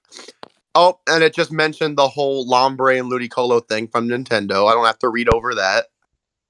Yeah, they stole it, man. They stole it from because I think Chris did that in like '99, and this didn't come out till like 2003, 2004. Yeah, because So, this was in the Game Boy Advanced era. okay. And now we got, so far, the only Hispanic character in the comics is Heather Iglesias, the lesbian nanny of Sonichu and Rose Chu's children. And then Chris's self. Why is that word crossed out? I don't know. Self. Self-cessed? Self. I don't know what that means. Anyway, Chris is probably. Self-cessed is like a fandom term that means like when you ship characters with themselves. Well, I'm not brain dead, so I don't follow. Anyway, Chris is probably trying. Fandom kids from when I did some like game dev camps back in the like Chris is late middle probably school. trying to be inclusive here, but he isn't creative or intelligent enough to think of anything besides a stereotypical occupation for Hispanic women. Fucking Christ. He also does not help her sentences of our random mixes of Spanish and English. No. And no. Not by throwing in a random word or two of Spanish into her sentences, but from switching from English phrases to Spanish midway in her sentences, which appears to be Google Translated. Which, if you didn't know, Google Translate is some hot garbage. Well, like two things. I remember Chris was like obsessed with thinking he was Spanish because of like the Ricardo Weston Chandler thing. You would literally go by Ricardo and shit. It was weird. Yeah, because it was like, you know how in Spanish classes they'll have you like take like a fake name. I forget Can't say one. I didn't take Spanish. I took German in school. They didn't have you do that, like take a German name. Because everybody in my town already has a German name. Oh, okay. So it's like what I did. That we did a Spanish class, and they had us pick like a fake, like a fake name to do, and I took Guillermo or something like that, because I think Pacific Rim had just come out and I really liked it, so Guillermo del Toro, so I started going, I took the name Guillermo, but I only put it on my assignments because I'm not stupid, and I didn't take it as like I am Eli Guillermo the Shredneck. Like the fuck. Anyway, may also be notable that oftentimes Chris refers to Hispanic people as being Spanish. First of all, Spanish is a language. It's also a nation in Europe, and and calling all Hispanic people Spanish is simply not correct. Anyway, while not being totally inaccurate, the word Spanish is usually reserved for people actually from Spain, where Hispanic is used for people from countries that predominantly speak Spanish. A good comparison would be referring to people from the USA as English. So basically, what he's doing, it would be like saying, like, oh, if you're American or you're Canadian, you're English. Yes. Anyway, Chris has shown in the past a willingness to befriend and date Hispanics. Okay. Now we got Indians. Like not the kind of Indians, well, not Indians not in the Native sense Americans, of Indians. Like people from the Indian subcontinent. When the gamer from Mars took Chris out to eat at an Indian restaurant during the filming of the Chris Chan Conspiracy, which is also a great video. Yeah, it is a great video. Chris blurted out one-liners from The Simpsons character Apu. No! Thank you, come again. No! Can you imagine, like just being a hardworking Indian person who's like, you've worked your whole life to get out of India, to come to the land of opportunity, and open your restaurant and share your food with everyone in America, and some fat autistic guy walks into your restaurant and goes, "Thank you, come again." I'm like, no. Anyway, he does one line, the character Apu, complete with the stereotypical Indian accent. Much to the embarrassment and disapproval of his host, despite that, Chris insisted on belting out another "Welcome to Cwcki Mart" line before they sat down to eat, oblivious to the fact that he could have offended somebody. And next, we've got other white ethnicities and cultures. Chris has not shown outright malevolence to other white cultures, because of fucking course he hasn't, but is often ignorant of their customs and nations. And Tito got no luck against we Brits, Irish, and Scots. Chris plays an Irish song while wearing a kilt and pretending to be Scottish. Jesus fucking Christ. Then he mentions a shillelagh, which is Irish. And then Chris has an extremely basic idea on Eastern Europe and Russia. Which is this one gonna hurt you? This one's gonna hurt you, isn't it? Yeah, I'm also of Eastern European descent. Yeah. And I studied Eastern Europe for a while. And anyway, Sylvana was Yeah. supposedly Russian accent midway through the comic for no discernible reason. Although the way it's written makes it look like a German accent instead. I bet he still thinks East Germany is the Soviet Union. It's not? No. Whoa! Whoa!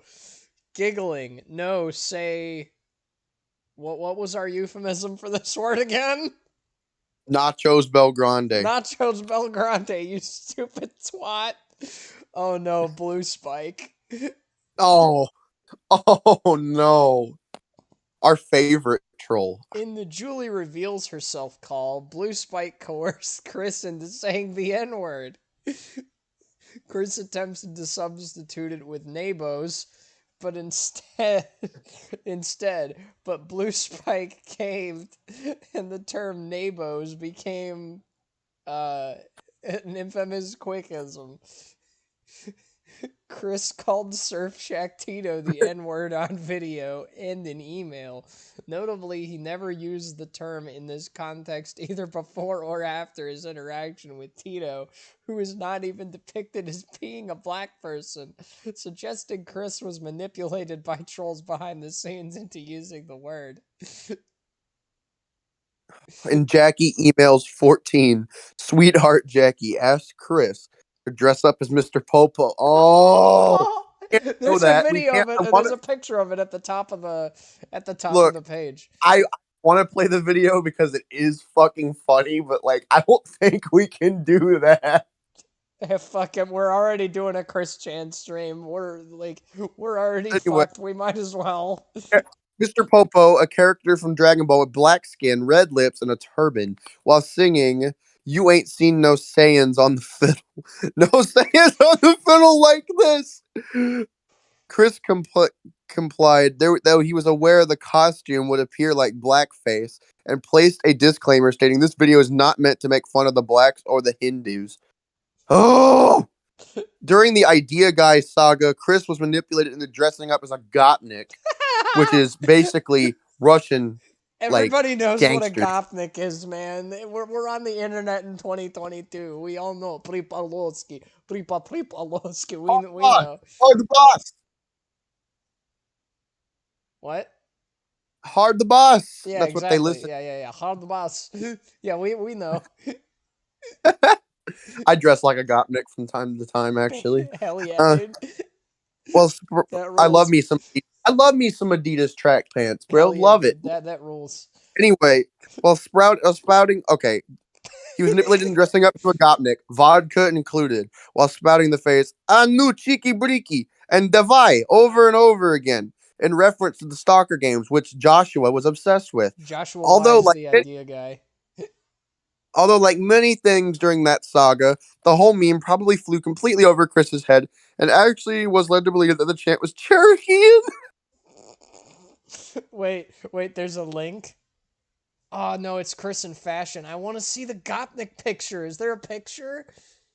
There is. Oh, I gotta find it. We gotta finish this article, though. Videos of him dressed like a fucking Gopnik. I wanna... Yeah, here we go. Here, fuck it. We're already this far into the Chris and Race article, so we might as well show the video of Mr. Popo. Hello. I refuse to believe that this motherfucker can Slav squat. I can Slav squat. I can too. I love Slav squatting, bro. It's based. I was doing it the other day. Mr. Popo. Anyway. This is so I tell you a story. It is a good story. You will enjoy I'm story. watching the Mr. Popo video, by the way. Once there was this boy who Was I thought he was born gonna with grab his some tits for a second. autism and yet made a few It's friends. so But juicy. after his high school Yeah. years, If I he dated a girl who had tits lost like Christian, I think I'd be sad. his friends and was No, you wouldn't, bro. tortured Like without the by rest of the bullies body, who just the were tits. jealous A of moment his of silence for our boy Crystal. material. Silence for Sing. what? He No, did no, it no, on no, his no, own. no, no. Oh wait, he's singing a parody of what's it That fucking song for the. name? Yeah, the crash test Don't you dummies. bust them nachos over there. What? Alright, I'm gonna stop before YouTube comes and fucks us up the ass. So let's keep going. Poor Mama Susan sees this. Yeah, Mama Susan will be very upset about that. So Okay, now we got not racist. I am not a racist and I like Jews.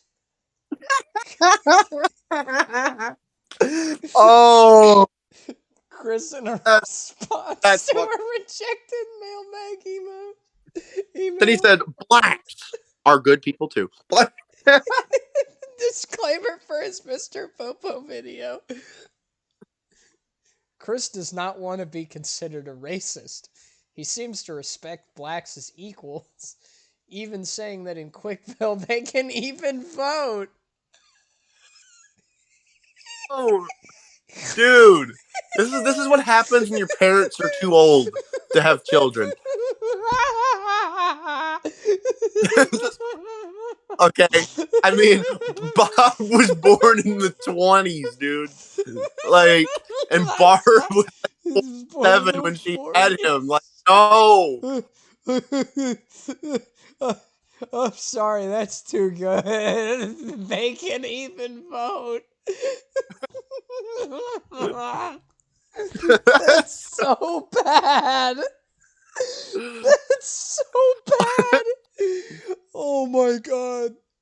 Chris does not want to be considered a racist. He even claims. Oh, we already did that. Or if they can help him get his inane and idiotic video games made. He also genuinely likes two black actors, Keenan and Kel. Oh, oh, oh, oh, sweet fucking Christmas. Sweet Jesus. They can even vote. That was probably the hardest I've laughed this whole stream. That's so bad. Did mention more than once that the reason he doesn't want black girls, but any other race is okay, because he thinks God told him that his future daughter Crystal must be white. Oh my fuck. Oh my god. In an IRC, Chris stated that he would have no problems dating an Asian because he's what? Yeah, Because he's a weeb. no black girl, but Asian okay. Like, bro, like it makes no sense. None of this makes any fucking sense with him. I don't get it. I just don't. I don't care what you are. Normal people don't give a fuck what you are. Anyway, I have one type. Hot. yeah, I know what your type is. You don't gotta fucking say it, bruh. I was just gonna say hot. That's my type. My type is hot. Later in Mailbag 35, he wrote he would date Asian, Native, or Hispanic women, as well as women of all countries, except the ones being black. Oh, Chris So much for being background. inclusive, Chris. So much for being inclusive. Yeah, right. And now we've got Chris's ethnic background. to end this The right idea here. guys were here. Chris was brainwashed into believing that he's part black and part Jewish. No. No fucking way. Did that really happen? I think so. Oh my god, no! You can't be serious. Okay. Influenced by his parents' claims, Chris has long asserted that he is primarily of English descent, with some Cherokee heritage on Bob's side and some French heritage on Barb's. However, in March 2018, the Idea Guys had Chris apply for a DNA test from 23andMe to determine his ancestry, which showed that he was 100% European background, with slightly over half of this being British and most of the rest from northwestern Europe. This test also indicated that Chris had a trace amount, less than 0.1% Ashkenazi Jewish ancestry. Chris was also led to believe that he had black ancestry because his paternal, I don't Low know, group. haplogroup Yes. lineage, like all human lineages, began in Africa. As a matter of fact, both his paternal and maternal haplogroups point to European origin. As a result, Chris declared that he was fully observant of his Jewish ancestry and that he was black too, and apologized for his past offensivenesses regarding Jews and black people. So just like after he figured that out. Sometime between 2018 and 2020, Chris's 23andMe results were updated. They no longer show Jewish ancestry whatsoever, showing a somewhat larger component of Italian ancestry. It's, oh, no, now he thinks he's fucking Italian. He's Guido, Luigi, Mario, Pizza, come on. They also show that he is 0.1 Siberian ancestry, possibly the sign of a distant Native American ancestor, as North Asian and Native American populations are closely related. Yes. Chris has yet to comment on these new. Yeah, probably because he's Now, in jail. it's okay. He can hang out with all those blacks he apparently doesn't like. He's going to get it in jail, bro. I mark my fucking words. He is going to fuck. Yeah, get it. If he apparently he's already pissing off all the Muslims in there too. So awesome. Yeah. Fucking fan. Yeah, there's like apparently he's had some issues with a few of the Muslims in jail. That's gonna be real fun. Minority characters in Sonichu. Oh boy. This one's probably worse than the music one, honestly. It's longer. Chris attempts to add characters of various races and religions with decidedly mixed results. Many of his non-white characters are one-dimensional or barely relevant, but then again, so is every white one who isn't Chris. In his world full of rainbow hedgehogs, virtually all black characters are depicted as criminals, villains, or undesirables. The ones that aren't so lucky are treated like crap by every other character or used in race-related jokes. The mailbag. Chris is confronted about the lack of minorities in his comic. He claims that all of his electric hedgehog Pokemon are considered minorities in Quickville.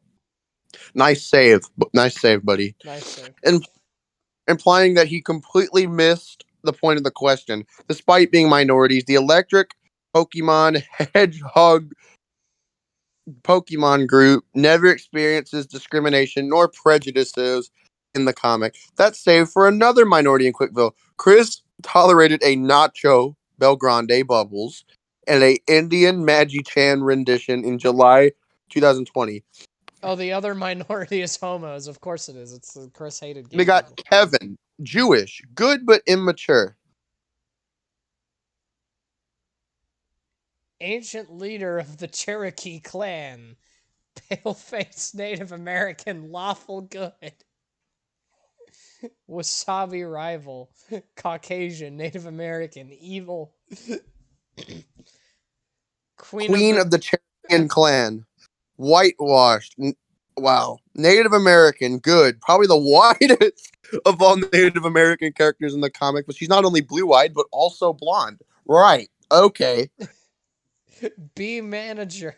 Oh yeah, I forgot about B manager. I think we talked black. We talked about B manager last night when we were talking about casting the cinematic universe, I think. Anyway, go ahead and read it. A villain based off of a real-life encounter. The B most likely stands for black. The name was coined so that Chris could distinguish him from other managers. This is quite similar to the way American black superheroes were named in the 50s and 60s. Okay. Oh yeah, like the Black Panther. Right. Barack Obama. Or the Falcon. Yeah. Is that a race reference? I wasn't aware of it. Barack Obama, Boba, half black, half Arab. a cameo for the sake of a race-related joke. Bob told Chris a racist joke about then Senator Obama, which Chris illustrated within the pages of Sonnet 2 number 8.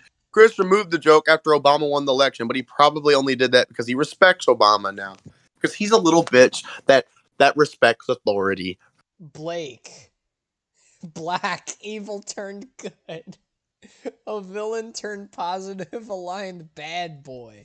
Black Sonichu / Blachu, whose name was later changed to Blake, was originally a villain, but switched sides because he's a recolor of Shadow the Hedgehog.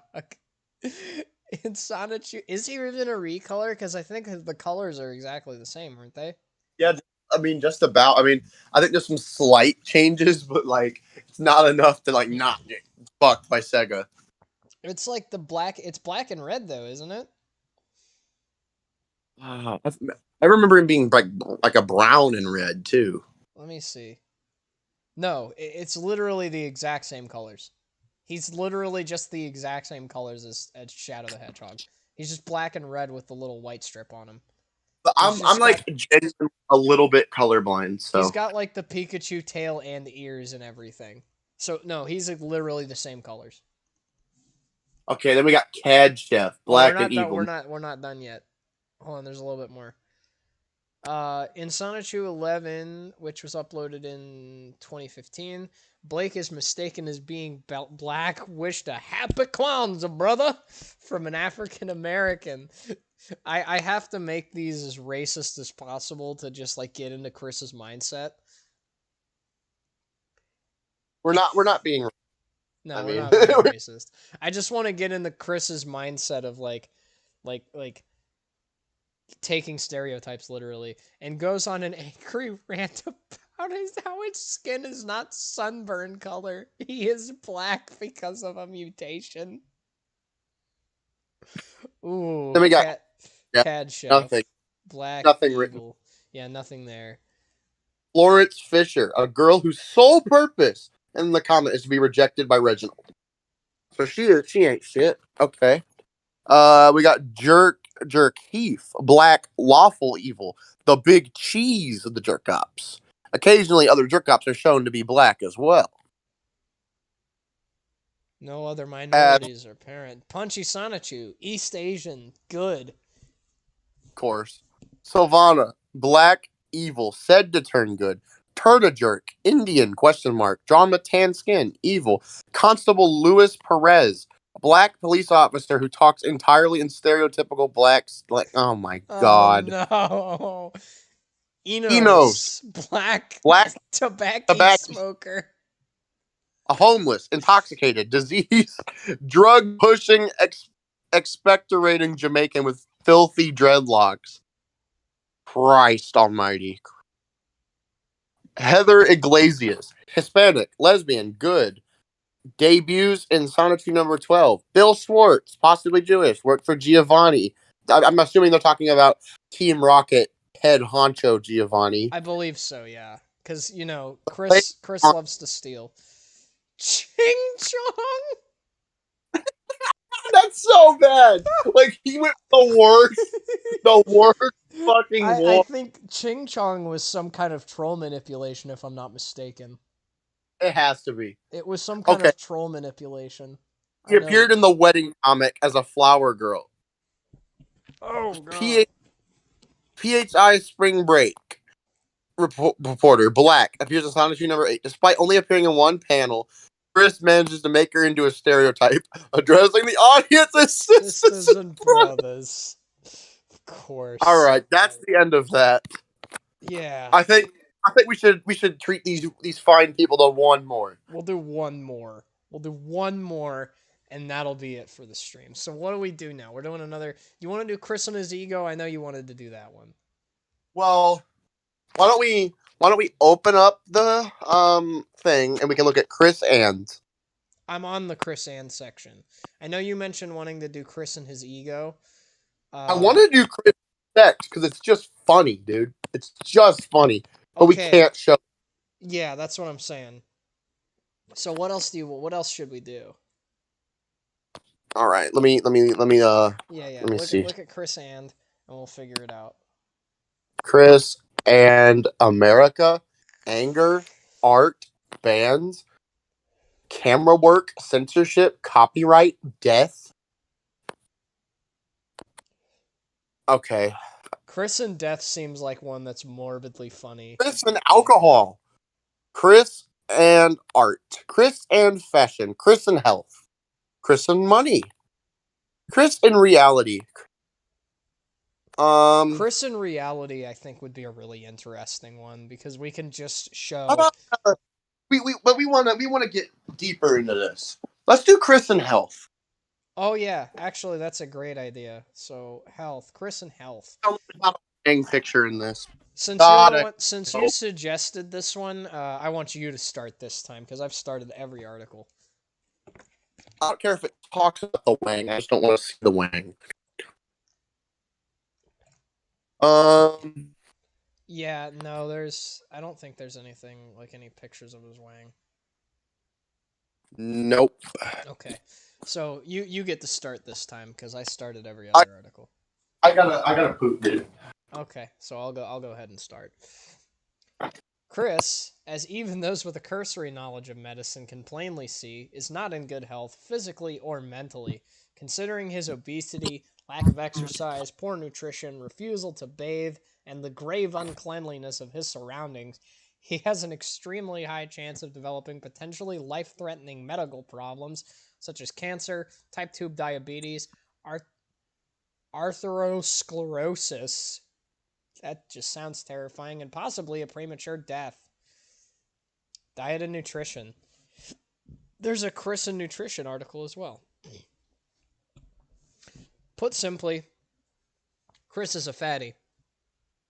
Unfortunately, he continues to deny this fact and often lies that he cooks for himself often. Chris's diet actually consists largely of fast food from McDonald's, which is admittedly not unlike the diet of many Americans. He claims to usually only eat fast food salads, but the caloric content of salads often exceeds fast food burgers after adding the sauce that comes with them. His diet contributes in large part to many of his health issues as well as his financial problems.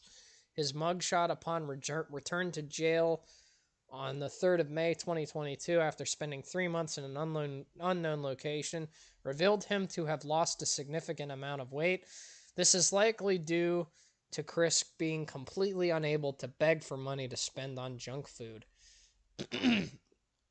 Exercise. Chris has not had any regular exercise since leaving high school, and the lack of physical activity has contributed to his already ballooning shape. Since he barely leaves his house and focuses his time on playing video, his lack of exposure to sunlight has left his skin a frightening pallor that starkly contrasts the dark background of his room while making videos. That's a weird place to put a comma. Also, most fat people have strong, stocky legs due to carrying around all that weight. But since Chris rarely performs any task more physically demanding than standing up, his muscles have withered away, leaving a body made almost entirely of fat, as evidenced by his incredibly thin and weak arms that are incapable of breaking wooden sticks and barely capable of tearing cardboard. When questioned about exercise, he regarded standing up and playing Guitar Hero as exercise. Needless to say, Chris is clearly delusional. Chris never seemed to show interest in actual exergaming titles such as Dance Dance Revolution or Wii Fit. In Chris's Parappa the Rapper contest entry, where he foolishly chose to dance, he seemed to get tired very easily from dancing for a mere 30 seconds and even stopped recording to take a break, evidenced by the abrupt change of position. While attending Fridays After 5 for a while, he danced in public like a stroke victim, then sat down to rest and play some video outdoors. Despite this, in Welcome to Bollywood, he is capable of dancing in place for over 7 minutes. Whether or not he did this with the magic of jump cuts remains to be seen.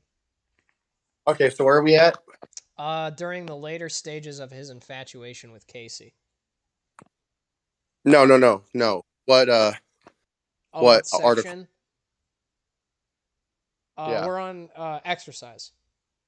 Just damn, this is a big one. Yeah. You know what you all right, I will just take the place after that. You just kill this. Okay. Okay.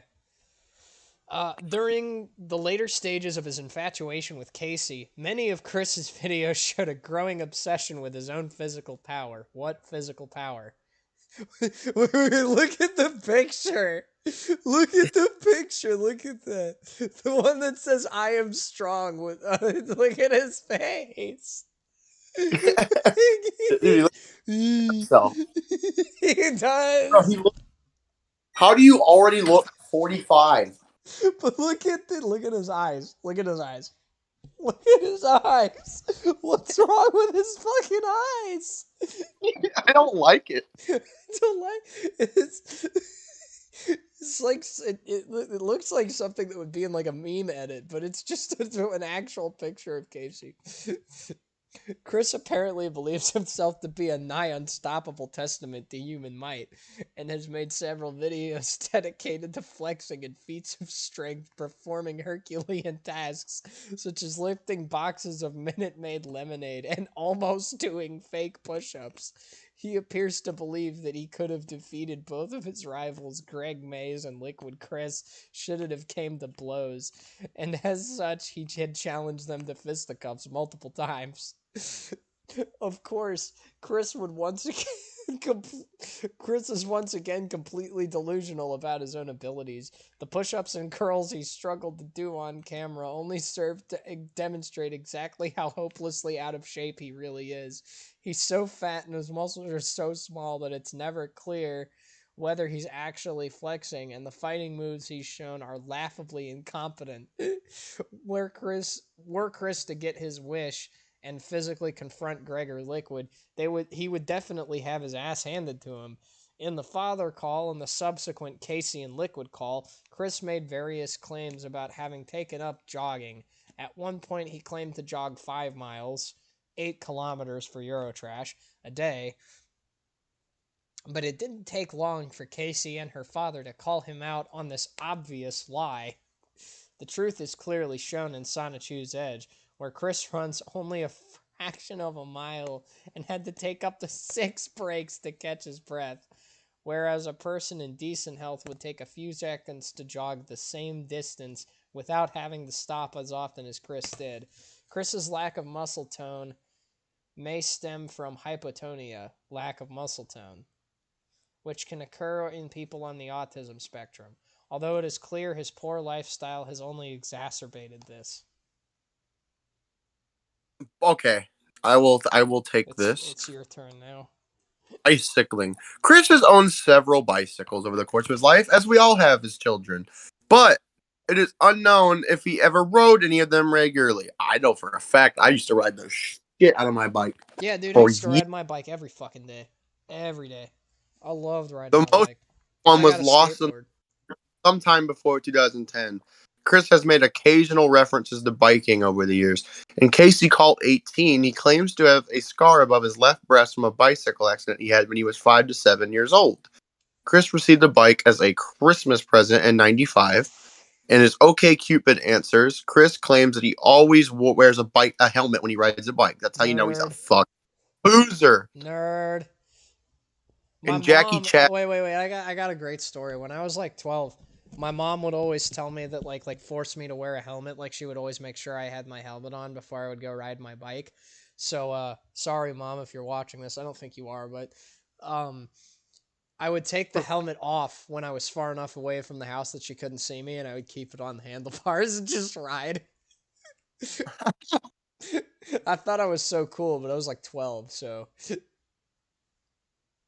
In Jackie Chat 6, Jackie asks Chris to make a video of himself riding his bike.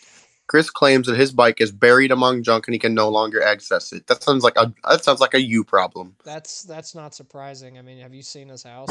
Ow! Damn it, hit my head. Any Anyway, Anytime Fitness.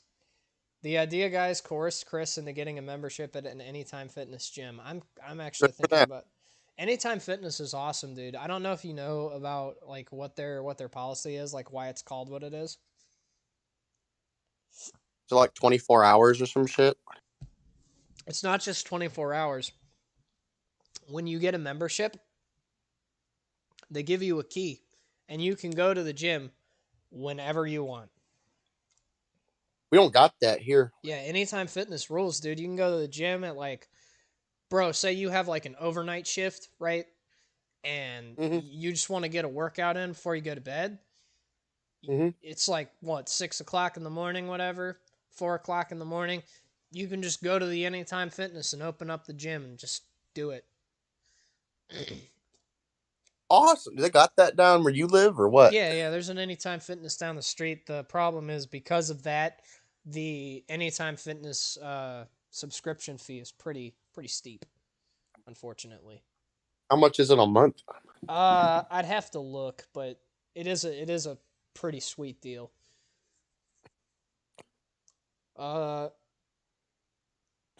Chris uploaded in April 2018. Chris uploaded 100, a video of him working out in his bedroom with actual dumbbells of 20 pounds each instead of lemonade boxes. He followed up by taking a selfie at an Anytime gym of him on a treadmill, speed walking 4 miles per hour for 2 hours. That's not a very good workout, but okay. I don't even use treadmills in general when I want to do Maybe cardio. at the beginning, it's not a bad idea. And I mean, if you're doing it to lose some weight, it's not bad. Yeah, it's but fine, like, but like I don't even use treadmills in my workouts. right. A couple weeks after the treadmill update, Chris was cocky enough about his new lifestyle change to use a put down of telling other people they could stand to go to the gym to lose weight. You are now blocked. Before continuing to insult me, whenever possible, you should consider going to the gym yourself, as I feel you stand to lose some weight. July. July. All right, you take the second half of this. This is painful. All right. On May 7th, Chris lamented that weens, which I think we should talk about what weens are. Weens are people that try to jump in on the Chris Chan trolling, but they just are really stupid about it. So it's like, oh, we trolled Chris, epic ween, but it at this point, like, trolling Chris is pointless. So it's basically anybody in the current day that's trying to troll Chris. That's really Isabella. all it is. Yeah, Bella is a perfect example of a ween.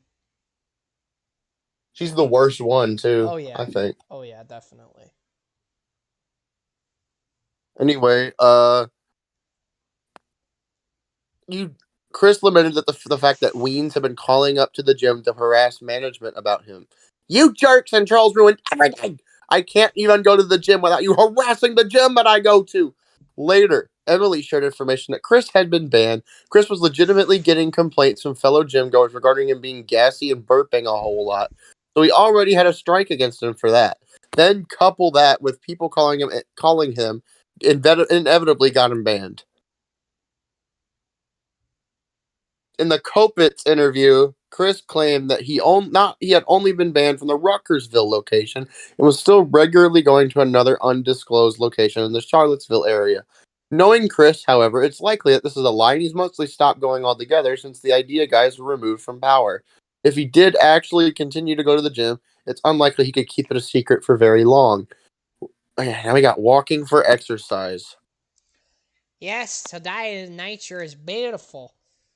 And it was a great temperature for a 4+ mile walk up the Monticello Trail. I doubt he walked 4 miles, but okay. I've walked the Monticello Trail. Well, yeah. Well, I've seen like there's a whole ass trail around Thomas Jefferson's house, right? Yeah. It's the Monticello Trail, I believe, actually. That's really cool. I'd love to do that. Have you ever seen the Monticello? I've not. I It haven't is been. I'm apparently guessing that's in Virginia. I'm guessing that's in Virginia because that's where Chris lives. It is. I've never been to Virginia. It's in like the northeastern kind of part, I think. It's not far from DC. It's not far from DC at all. I haven't been to Virginia or DC, so Anyway, the exorcist the exercise exorcist habit. habit from the idea guy is stuck with Chris temporarily as he continued to go on walks, as seen walking to the post office, and him mentioning that he goes on nature walks with his support group. In December 2018, he purchased a treadmill and filmed himself using it. For the first time in a long time, it would have seemed that Chris had started to pay at least some attention to one facet of his health. However, only a few months later, it appears that he has left his treadmill to rust. In 2018, he tried to sell a Fitbit activity tracker. However, no one bought it, and he kept using it. He did 23,000 steps on a walk to the post office and back. In January 2019, he released Fitbit info to the Brony Babes group. This is a thing, the Brony Babes group. I don't want to know. Anyway, No, neither do I. eventually, though, Chris gave up on walking, mostly using the Fitbit to monitor his sleep. Brony Babes. Oh, now we got to talk about it. Motherfucker. Chris began 2019 by participating in the Brony Babes challenge on Twitter with the goal of losing. He quickly abandoned it, though. Oh, Barrage of blocks from fellow participants and voice actors for My Little Pony. Exercise in jail. oh According yeah. to jail letters, Chris' primary means of exercise in jail is playing basketball in the rec room. However, a letter from a Twitter fan known as Eels and the Eggman also shows that he was restricted from the rec room, though Chris has not disclosed the reason. Any other means of exercise for Chris and this president are yet to be revealed. No, now we got hygiene. Oh, Yeah, this is the big one. As I quoted shower daily, Chris. That's a lie. As quoted above, Chris claims to bathe on a daily basis. However, his propensity to lie and reports from people who have interacted with him suggest otherwise. According to Emily, he reeked of rotten watermelons. Robert Simmons V said that he had a variant of the homeless person stank, and field agents have said body odor masked with gallons of Axe. In fact, it might be that Chris regards Axe as a substitute for a shower. Rosachu seems to confirm this belief, and as upon being told that Axe usage makes an awful attempt at suggestive wordplay, suggesting both Axe makes Sonichu clean enough for sex, and that, oh, Jesus, burping like Chris at the gym, and that cheap deodorant has an aphrodisiac effect on Rosachu. It would appear that Chris compounds this hygiene problem by frequently going for days without changing his clothes. Pursual of his videos has shown him wearing the same shirt for several days in a row. It may be that Chris just wants to get into nice clothing to make his videos, and as such doesn't get them dirty, allowing him to use the same ones repeatedly. Although this hygienic habit would be at odds with everything else he does. Well, I mean, when I there was a brief time I made a few YouTube videos, and I would wear okay clothes, right? But I wouldn't wear them any other time. I would just wear them for the camera. So, like, that's fine. But like, I refuse to believe it with everything else. No. Like, if that was the case, well, that's okay. But like, whatever. The condition of his epidermal system is so poor that it's visibly noticeable, even in his low-quality videos. The texture of grease that is probably permanently adhered to his skin creates a disgusting sheen that reflects a significant amount of light. The same goes for his hair, which is in such poor condition when he allowed it to grow for the Tom Girl pictures. Many strands are clumped together in greasy, sticky locks, looking akin to the long beard of a homeless man, and even when washed, it looks exactly as greasy as unkempt as it did before. As seen in the hair difference video, this neglect will only make his hair fall out even faster than it already is. The lack of cleanliness, combined with the state of his room where he spends almost all his time, means that Chris and his surroundings must smell absolutely disgusting. Chris evidently simply tolerates the horrible odors, perhaps not noticing them anymore. It may be that he has an abnormally weak or insensitive sense of smell, or has gone nose blind, which I believe the second one more than anything. Yeah. I believe that. Despite his irregular, at best, use of the shower, Chris is reportedly an enthusiastic consumer of hand sanitizer, which is fucking mind-boggling to me. I know, right? Mick Like he's. Lucas recalled that Oh yeah. he would rub his hands with germ-killing jellied alcohol after every postcard game handshake at the game place. I don't believe that. I don't know why, but I don't. I do, That, because I know there's like the very first picture we ever saw of Chris, he has the hand sanitizer bottle next to him. okay, yeah. Maybe then. At least he takes care of his fucking hands, I guess. Yeah, Well, the at the money game, makers, he's a now professional literally hand model. that he, yeah, that's offensive. That looks bad Yeah, when it's you like, when you oh, that you're unwashed. right. It makes you look like, well, oh no, this guy, fuck this guy. I don't know. Well, I mean, like, hear me out, right? I've been to local game stores before, right? I've dude, played D&D at local game stores. so have I. Yes. Chris would not smell out of place at a local game store. Nah. No, There's even a chance he won't be the foulest smelling individual in there. no, no. My local game store was known for being rather rank on busy days. So Right.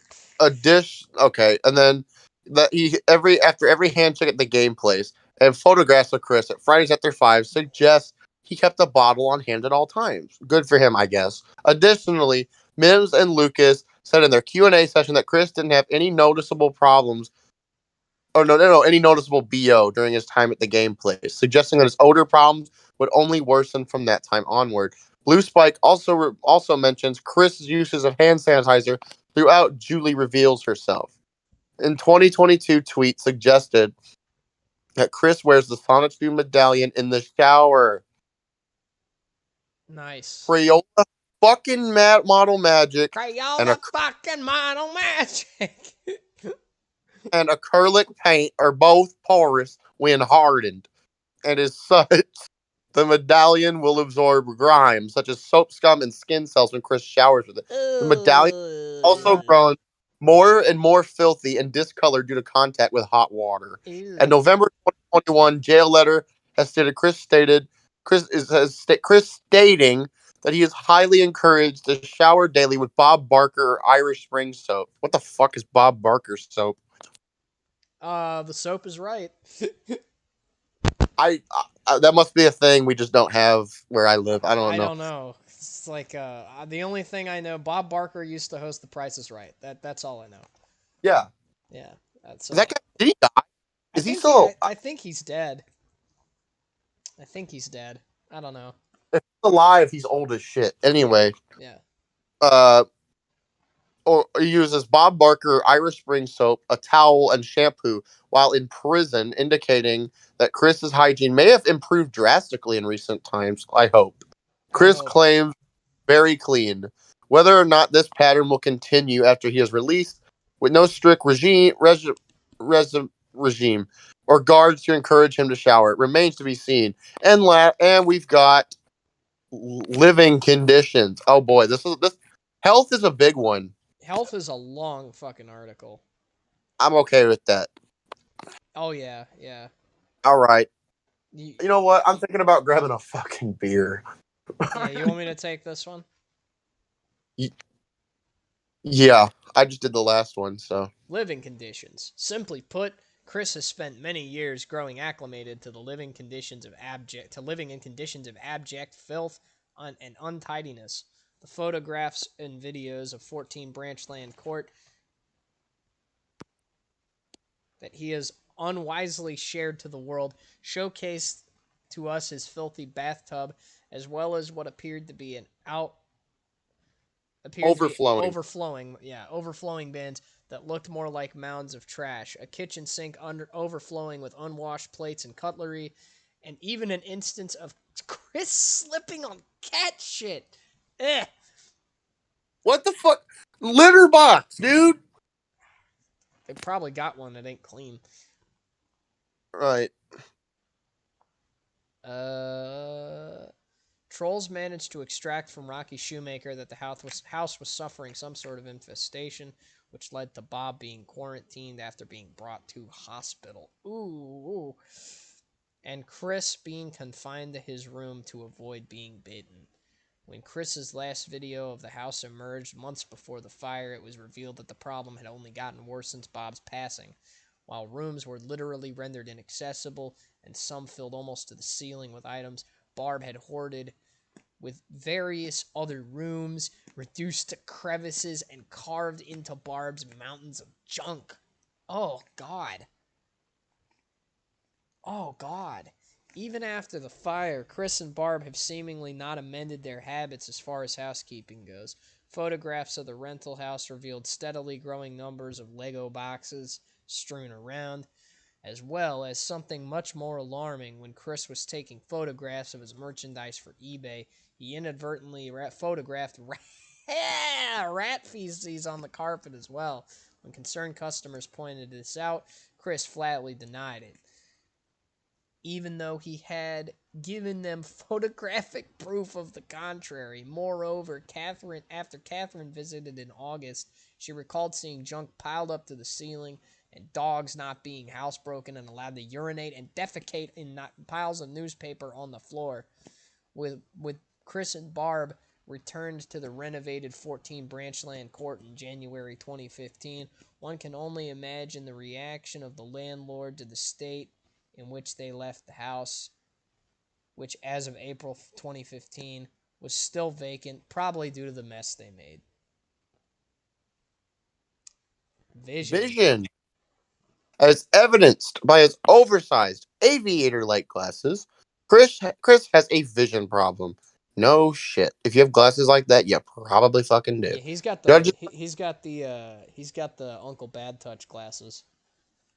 That's what he's got. I call him the Uncle Bad Touch glasses. you mean the R word uncle, Yeah, that exactly. Yeah, the yeah. ropey uncle. The ropey uncle glasses. Anyway, we keep Chris going. has a vision problem. Judging by pictures of Chris in his youth, it appears that he began wearing glasses around the time he entered high school. Bummer. The extent of his eyesight problems is anybody's guess. Nobody really knows. His glasses are often fogged and dirty, thus simultaneously improving and worsening his sight along different feature dimensions. Chris often takes them off when things are getting serious, but keeps them on to read. This is evident in the video when he reads a letter from Nintendo, and in the future message video. Chris may also suffer from facial blindness. What is that? He can't remember faces. This is kind of evidenced by the fact that trolls will message him as one girl and send like pictures of different ones, and he'll just accept it as the same girl. One of Chris's half brothers, Dr. David Allen Chandler, oh, doctor, fancy, happens to be an eye doctor, whom Chris has seen in the past. The last time Chris was known to have seen him, at least that we know about, was for an appointment on January 6, 2004. Chris's driver's license is a restrictive condition check, which commonly means the driver must wear glasses in order to legally drive. Whether his vision contributed to the numerous vehicular incidents he has been involved in has yet to be seen. However, it is a good bet that Chris should be wearing glasses while driving for the sake of those sharing the road with him. In his C log 100442017 Q&A No More video, Chris's left eye is drooping noticeably, which may either imply an early sign of a stroke or substance abuse. Both of these are plausible due to his obesity and poor nutrition for the former, and his abuse of a black market drug for the latter. Which is like Oh, the this is- estrogel pills. yeah, Hearing which it's you're yeah. not supposed to take. No, it's estrogel's meant for women going through menopause, not transitioning. But Chris doesn't know that because he's fucking stupid. So, hearing and It's like speech. Cartman wrote. It was like when Cartman did that thing with the fucking Vagisil. Yeah. Hearing Literally that. It's literally that. literally that. Hearing and speech. Little is known about the current state of Chris's hearing, but the autism papers said he suffered from high frequency hearing loss in early childhood. Chris has also exhibited signs of tone deafness. His musical performances, which we already talked about, show little semblance of melody at all.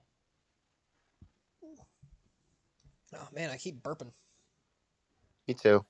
Chris is known for his unusual ways of talking, which go beyond just having a southern accent.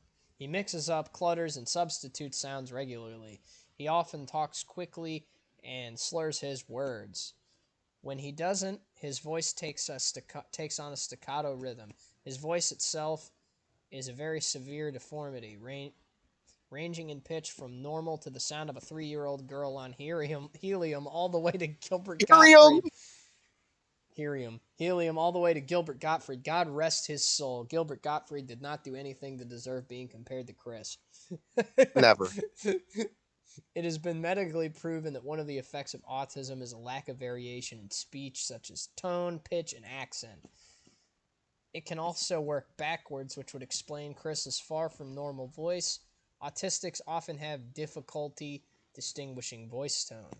In his Song Very of true. Christian video, his voice sounds almost entirely normal and even deeper than later years, except for the occasional times where he recalls Conker of Conker's Bad Fur Day. However, this voice deformity most likely comes from the fact that he had little to no human interaction. Such isolation has been proven to change a person's perception of pitch, especially if they're autistic. Chances are likely that this has become permanent for Chris, given his decades of isolation. Dental health. Chris's fondness for baring his fangs in moments of tired rage have revealed substantial dental work, particularly on his back molars, which have looked to have had most of their surface drilled and filled to deal with cavities. It seems likely that Chris takes about as much care of his teeth as he does any other part of his body, that he'll be needing crowns and other painful. Okay, there we go. Thanks to his own poor decisions, thanks to his poor decisions regarding his own health, he has already made a bad situation worse. In August 2013, Chris indicated that the stress he's endured has begun to affect his health, citing a symptom of high blood pressure. In 2016, he implied that he has hypertension. This was later confirmed in August 2017, when he stated that he takes prescription medicine for it.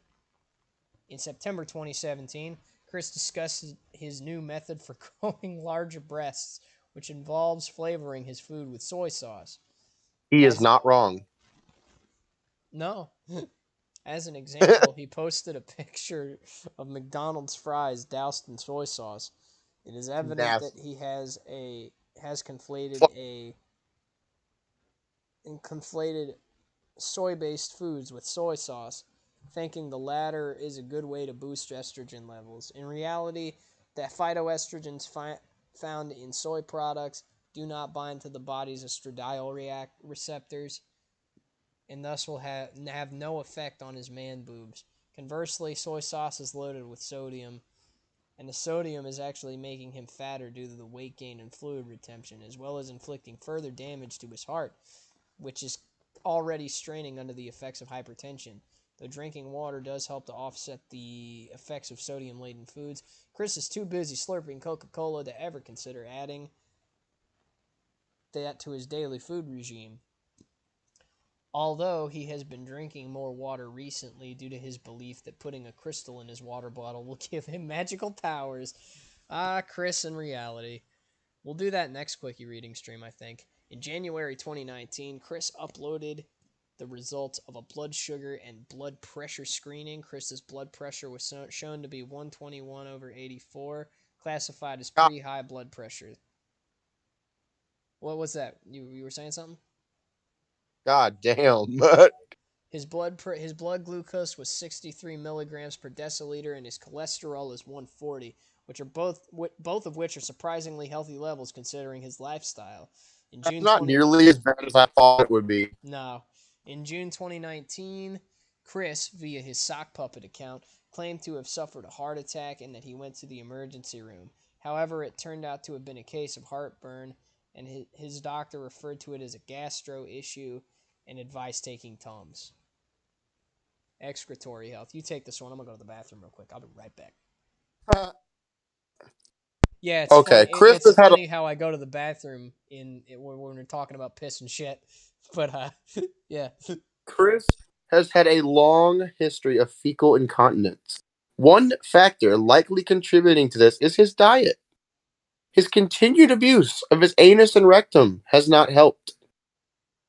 Chris has also had a history of urinary tract infections, despite the condition being uncommon with men. As mentioned in the previous section, Chris has revealed that he is now putting soy sauce on everything that is not sweet. In addition to his worsening his renal health, when combined with the laxative effects of an intake of 12 prunes a day, part of the same breast growth formula, this is only likely to result in a higher frequency of dirty, crapped briefs. Oh, fuck. Okay. It looks like we have got quite a bit to go here, ladies and gentlemen. So stick around. Stick around.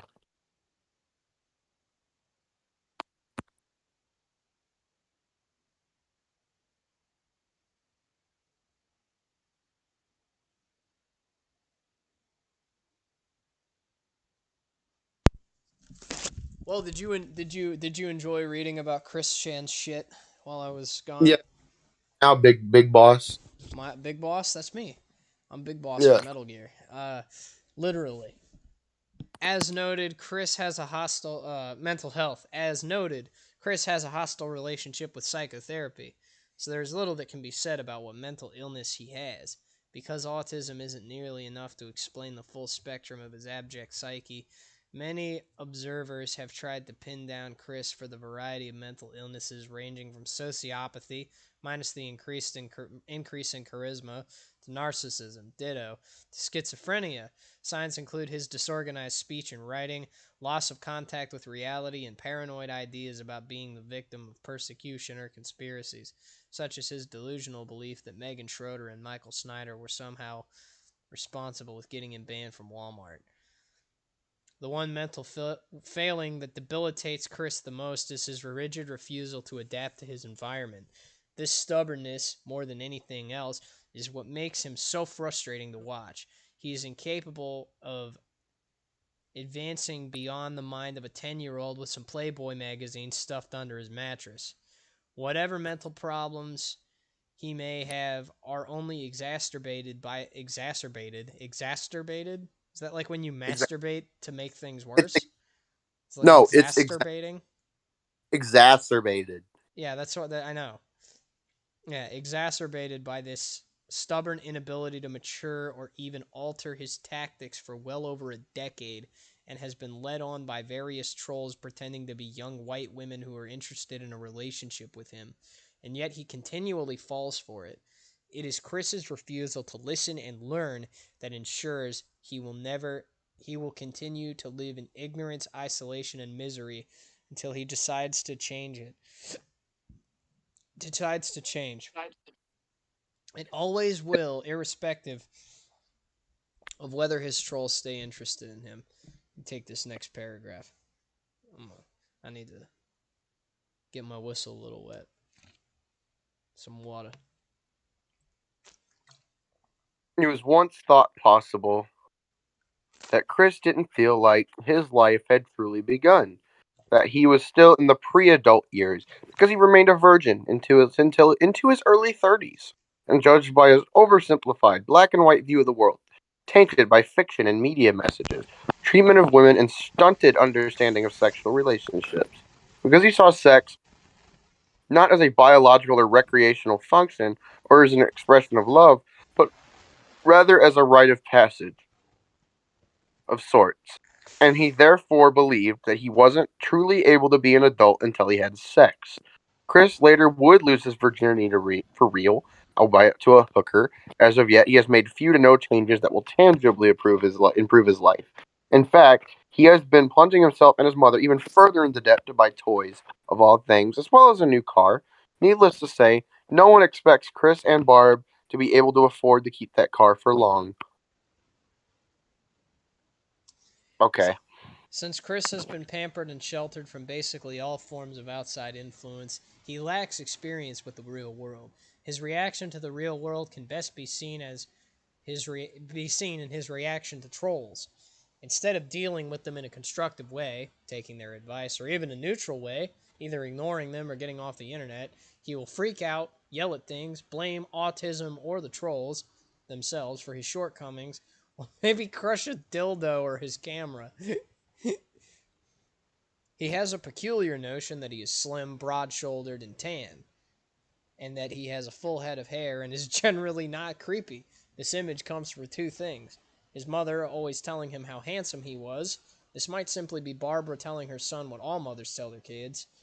He has an inability to recognize people's faces. For example, during the Blanca incidents, the trolls used pictures of two different girls to represent Blanca, and he never suspected a thing. He thinks that he and Billy Mays would have looked the same if Billy shaved off his beard. I love how Billy Mays is always in all caps. In high school, he had to remember his own appearance by staring in the mirror, leaving his more youthful image of himself branded in his mind. The fact that the only distinguishing features of his cartoon characters are hair and eye color also point to this. Although, this may just be Chris being a shitty artist. Some people think that, far from being mentally ill, Chris is just misguided and simply needs to be steered in the right direction. However, in the July 2012 arraignment for his and Barbara's actions at the game place the previous fall, Chris agreed to a plea bargain, avoiding felony charges and jail time in exchange for, among other things, mandatory psychological treatment and evaluation, which meant Chris was forced to undergo legitimate psychiatric treatment, as opposed to simply seeing an uncertified pastoral counselor, or risk being imprisoned. Given that most, if not all, of the problems described above persist in some form or another today, it seems Chris has reacted to psychiatric treatment in much the way he reacted to the education system. And it seems that whatever his psychiatrist said, he took none of it, probably taking out his anger on anger at being forced to obey the law on the psychiatrist by simply refusing to cooperate. Chris began listening to subliminal frequency hypnosis in June 2016. On 29th June, he uploaded announcement 0629-2016-2, in which he claimed that the music cured his autism. Hey fans, I forgot to mention another thing. I've actually been on a subliminal project, as a lot of you or some of you might have been aware of through my history or whatever, that I try to keep private amongst my YouTube settings. But I've been enjoying it for the past 3 months to get rid of autism subliminal. This one actually works in 3 months. So less than 3 times per day, 36 times. I've been doing that. I've actually found myself more. I can't keep doing the voice. I do not blank out as much. I feel a little bit faster in mental processing, and I feel a whole lot better. So with that, puts out hands, I'm essentially cured of autism. Oh, and also I have actually been able to socialize better out in public, and that's another good deal right there. I think I'm going to put the link underneath the video, and those of y'all with autism, try for yourself. Play it 3 times per day for 3 months. Points to head. It worked for me, thumbs up. However, in a November Facebook post, he was back to referring to himself as a high-functioning autistic person. Chris mentioned in 2017 that he takes Valium, a drug used to treat anxiety and nervousness. I took a rest and some Valium after I got back home. I feel recovered, but feel some mild headache now. Oh, sexual health. This one's yours. Bent at a horrifying 45-degree angle, Chris's duck is a thing of holy terror. We've seen it. It is. While We there is have. much speculation as to the cause of this, possibly Peyronie's disease, or the result of engaging in dangerous prone masturbation, it is ultimately a mystery that will probably never be solved. While correctable, this process is expensive, and Chris has other, more important things on which to spend his, or rather, taxpayers' money.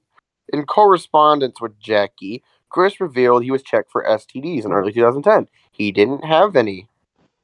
You can You probably can. guess why. Oh, now we've got gender transitioning. Hormone treatment. Normally, transgender people plan out their gender transitions with doctors to ensure safety throughout the process, especially if they're taking hormones, which can cause health issues unless strictly monitored according to the patient's health profile. Okay. Unfortunately, Chris has done the opposite.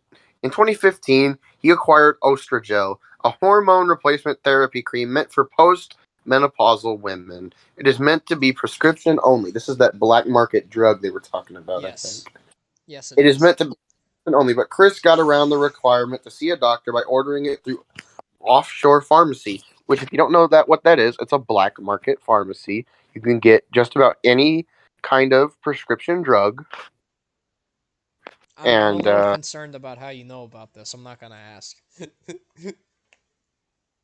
I know things, okay? I assume so. That's why I'm not gonna ask. Ostrogel has health risks such as fluid retention, weight changes, rise in blood pressure. These are normal things with medicine, all kinds of medicines. I'm on medication. Uh, and this is rise in blood pressure, disastrous for an obese person like Chris, and blood clots. And that it is when it is applied properly via a small dosage on the arm once per day. He even managed to fail at following the directions on the package, as shown in Ostrogel application and vibrating bra how to, in which he slathers the cream onto his stomach like buttering fucking bread. Kim Wilson revealed that he was taking the hormones in May 2015, and Chris mentioned the drug again as late as August 2016. Throughout 2015 and 2016, he repeatedly complained via Facebook of feeling dizzy and ill, but has failed to connect dots and see what overdosages of a black market drug without a physician's approval could be a reason for it. In addition to Ostrogel, he has been taking supplements such as vitamins. He purchased a jar of Solaray female hormone blend vitamins. Oh my fuck. Which is meant to ease menopausal. Does he think he's a 50-year-old woman or something, or I what? mean, he looks like one. 65, but 65? in fact, I've seen 65-year-old women that have aged more gracefully than Chris. Let's be real. I mean, yeah, you're not wrong. Chris was fond of eating fenugreek seeds because he believed it would increase his estrogen. Nah, he needs to eat them sissy femboy whoppers. That's what he really needs.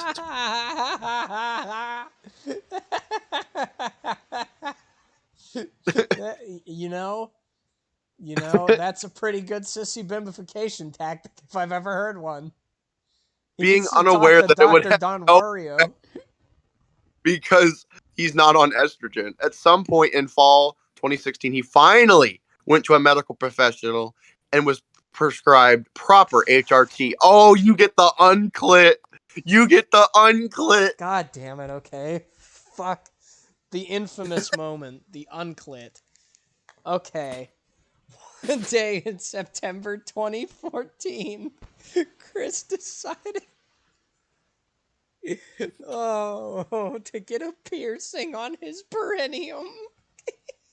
For those unaware, the perineum is the taint. He got a piercing on his taint. He got a fucking piercing on his taint. Oh, okay. Piercings require constant disinfection while they heal. Anywhere on the body, even for very clean people. And so many trolls were concerned, considering Chris's general filthiness, and the fact that the location of the piercing would receive very little air, there was serious risk of infection. He shared another picture of the piercing that showed that while it wasn't infected, the piercing had begun to reject, tearing the skin in the process. Oh, Making that's terrible. lemonade out of lemons, Chris, now in the throes of his trans woman fantasy, noted with pride that Sarah's resemblance to a vagina. It actually got it re-pierced without giving the original wound any longer than about a week to heal. Fortunately, Chris gave up on it after it became clear that the piercing was going to be more hassle than it was worth. Removed it for good before any serious harm was done. Now Chris you normal. get the self-inflicted taint wound, you fuck. Oh.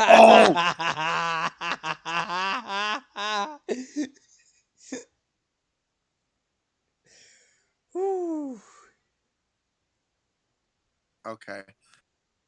Oh, another shot. Another shot of this stream is brought to you by Jameson Irish Whiskey. Because you're gonna need it when you're learning about Chris Chan. Woo! Oh, I'm drinking it straight, baby. Let's Yeah, go. I'm betting. Oh. Okay. In July 2016, Chris posted about a wound on his taint, announcing that he had gotten it as a result of a subliminal frequency hypnosis and would be growing a new labia as a result. However, as the man in the pickle suit later discovered, Chris actually went ahead and sliced himself open with a knife in order to free the vagina he thought was growing within him. So Chris was feeling up his junk and he felt something growing in.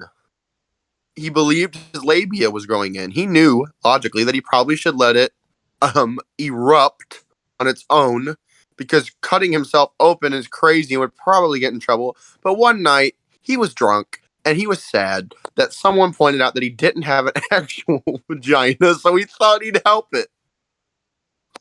In the morning, he was very embarrassed and sheepish about it.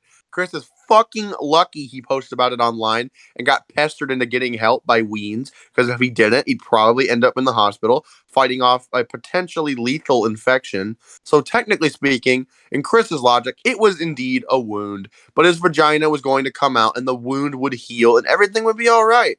It's kind of like he was a Brundle woman and we was putting off his old ear and face and shit, and the beautiful Pam Anderson Christine underneath.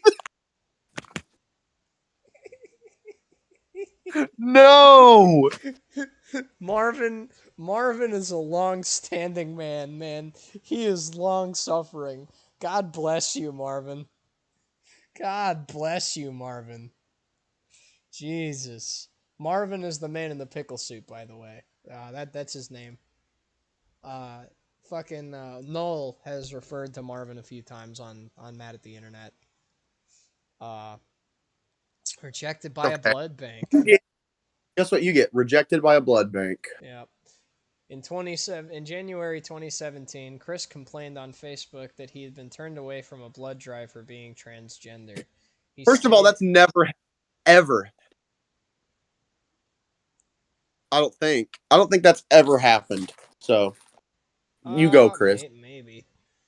He stated the given reason was the FDA saw not to accept blood from transgender people due to the varying levels of testosterone estrogen balances in our blood. Chris does not realize how medically sensitive patients will be when receiving blood transfusion and that it would not be in their interests to be taking in blood with hormonal imbalances, especially from Chris, whose blood has been affected by both his unhealthy lifestyle and the dangerous intake of the unsupervised estrogel drug. I mean, I guess from that standpoint, that makes a lot of sense. From a medical standpoint, I can't say I disagree. Okay. I mean, lastly, we've got other deformities. Chris also has mild heterochromia, which he claims is the result of pink eye medicine that he took in high school. However, in a photo of a young Chris, his right eye is green. He probably tells this story so people think he's special. Some people have pointed out that Chris has an unusually wide septum, as seen in this MySpace picture. Others go as far to say he lacks one altogether. The cause of this, like his bent duck, is as yet unknown. That sounds pretty accurate. Yeah. Well, we've read 3 or 4 Chris Chan articles today. Oh. I think that's good. I think that's the I end think of the stream, folks. Now that I'm here, the stream's over. I see. We've been streaming for like almost 3 3 hours. I think we've been streaming over 3 hours. So, That doesn't fit my narrative. alrighty. Well, it's been fun, folks. Uh, Another very regrettable stream under our belts. We'll see you later. The Shredneck here as always with the Trash Man, and Andrew has just joined us. But that'll be it for us.